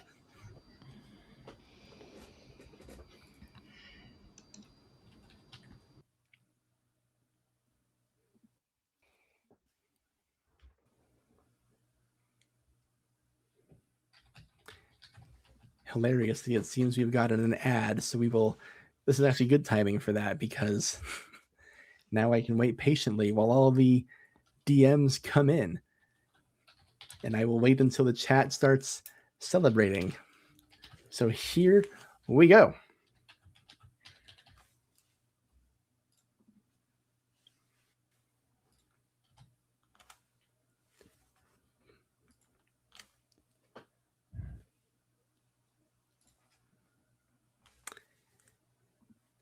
So I try to keep up with the feverish rate at which votes come in.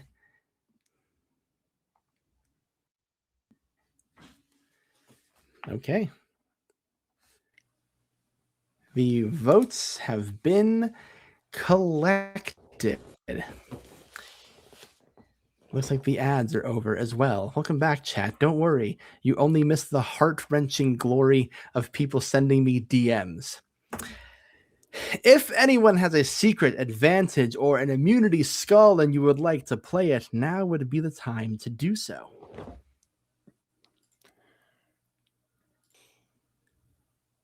All right.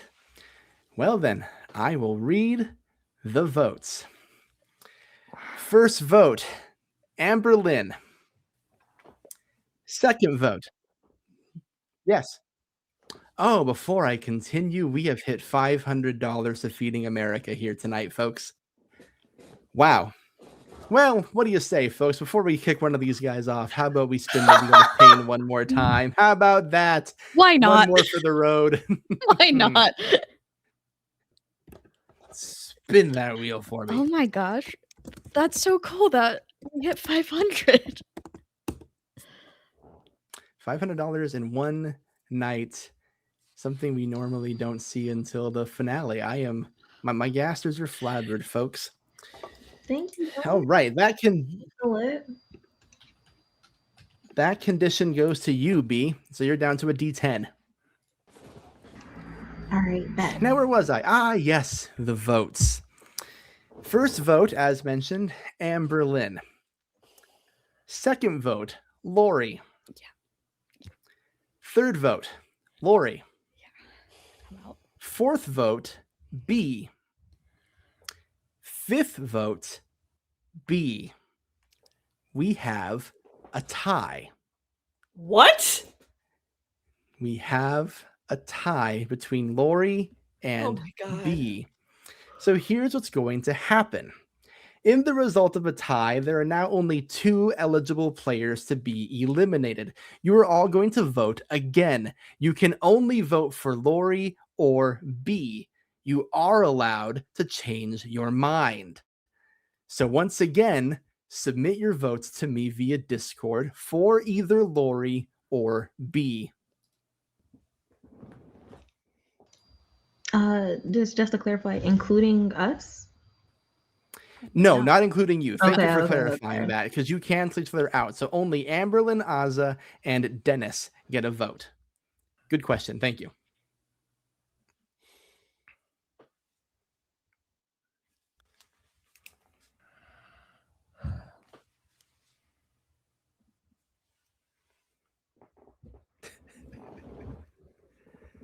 My birthday is in 2 hours. This is crazy.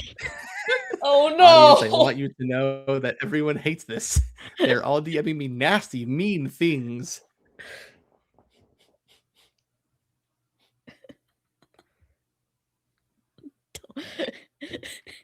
I am watching one person write and delete over and over and over again.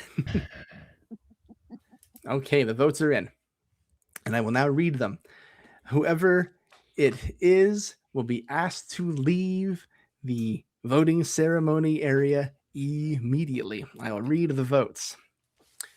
First vote, Lori. Second vote, and the first person eliminated from Castaway the Tundra, Lori Wells. Lori, you must bring me your torch. This is the part of the game that is my least favorite. The first person going home, and on the eve of her birthday, even. Abigail, we thank you so much for being part of this stream. As you bring Chet your torch and he snuffs it, you have an opportunity to do one last action in character. What do you do or say?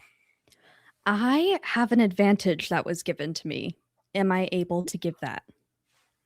Yes, you may do that publicly or privately. Wonderful. I would like to give that to B. And Aww. Maybe call that sportsmanship. Yeah, I think at the end it's just a little, you guys got this. I believe in you. Full on crying at this. Thank you. We are all full on crying here. Everyone in the chat is not having a good time. Abigail, the nerd, I have been looking forward to playing with you for many months, my friend. I am sad to see you go first. I wish I could wish you a happy birthday, but maybe other happy things will happen to you tomorrow. But for the good people who this may be their first time having the Abigail experience, where can we find more of you? You can find me tomorrow over on Roll D5 on my birthday playing Hot Santa and Hometown Holiday. So go check that out. And then you can typically find me over on the Tales Guild in Astral Guardians every other Sunday, and on Tuesdays in Tales of Aegis, and Wednesdays in New Rollis. You'll see me in New Rollis a little sooner than planned. Abigail put a few things on hold to do Castaway and then went home first. So we think that's very funny over here, but also sad to see our friend go. Lori, that is it. Your torch is snuffed. You are the first person to go on Castaway the Tundra. Everyone wave goodbye as we fade our first fox. Team Iagopis 1 down, 9 to go. Well, really 8 to go until you win, but that's the name of the game. You return to camp a little defeated, having to do a tiebreaker vote, the first in the death era, I might add.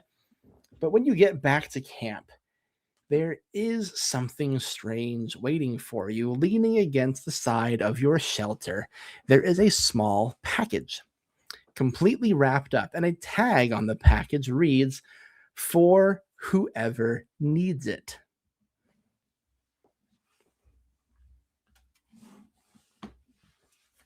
Were one of you expecting something? No. I was not. This is different. No, guess I we don't should see why open you it. would be expecting mail. Now, here's my question for you, Iagopis. This is for whoever needs it. Raise your hand if you yourself would like to open the package. Got one for B. Ozza wants in. Amberlyn, Dennis? They seem to be Dennis abstaining. is too polite. He's gonna let one of the ladies do it. Yeah, it's kind of like the last bite of food, and like Yeah. you don't want to be like. Dennis is kind of like team girl dad, so he's just gonna let everyone else. All right, then, Ozza and B, here's how this works. You two are going to make a contested roll. Don't worry, you won't take a condition if you lose, but highest number gets the package. Okay. So that's the current die against current die, which for those keeping score is a D8 for Ozza and a D10 for B. I got an 8. All right. You beat me. I got a 4. There you go. B, you are able to get to the package first and fastest. I'm going to bring you on to the confessional camera. Because B, we're going to advise that you open this package in private. Only you are going to know what's inside of it. Be cool. I mean it, you guys. B, you open the package in a secluded area of the Tundra. Protection keeping you safe, the area where you normally do confessions. When you open the package, you see a switchblade. A switchblade with a message from the season 2 winner of Castaway, Gilly Wumpus, that says, I hope you have better luck going forward.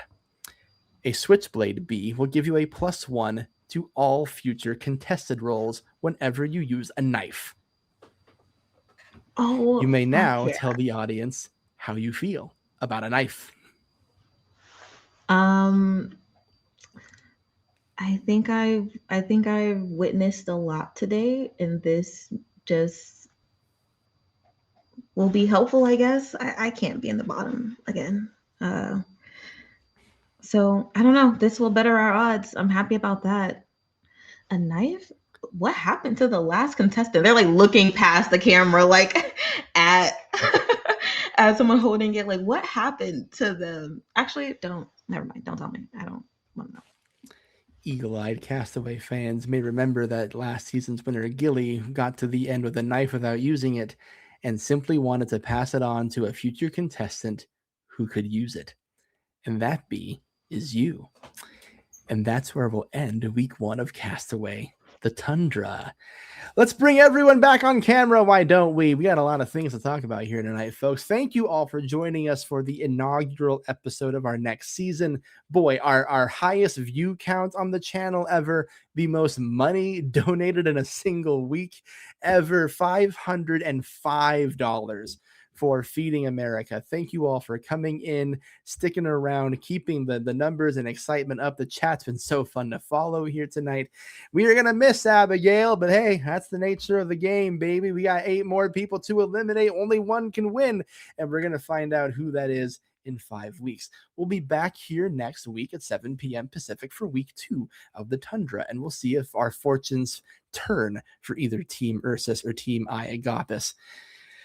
But first things first, there have been so many donations here tonight, and someone here is walking away with 2 physical copies of What a Terrible Night and Evil by Afterthought Committee, with of course, the gracious donations from Castaway's creator, Riley.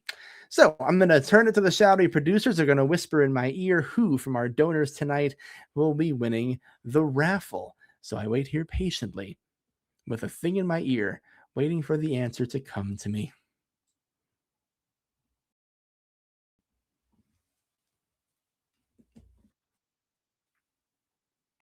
One winner. Our winner tonight, Eli, will be taking home the physical copies of What a Terrible Night and Evil. 2 very great games from a very great designer. You know they're a great designer because you've been watching one of their games all evening here, folks. Those of you who donated and didn't win, don't worry. You're entered into the week 6 raffle to win that full dice set from Long Dog Dice that you saw in the intro graphic. How lucky are you potentially? For the rest of the day, we will see you in 1 week to see what happens as we eliminate 2 castaways from the competition, at least. Bye-bye, everybody. Wave to the camera.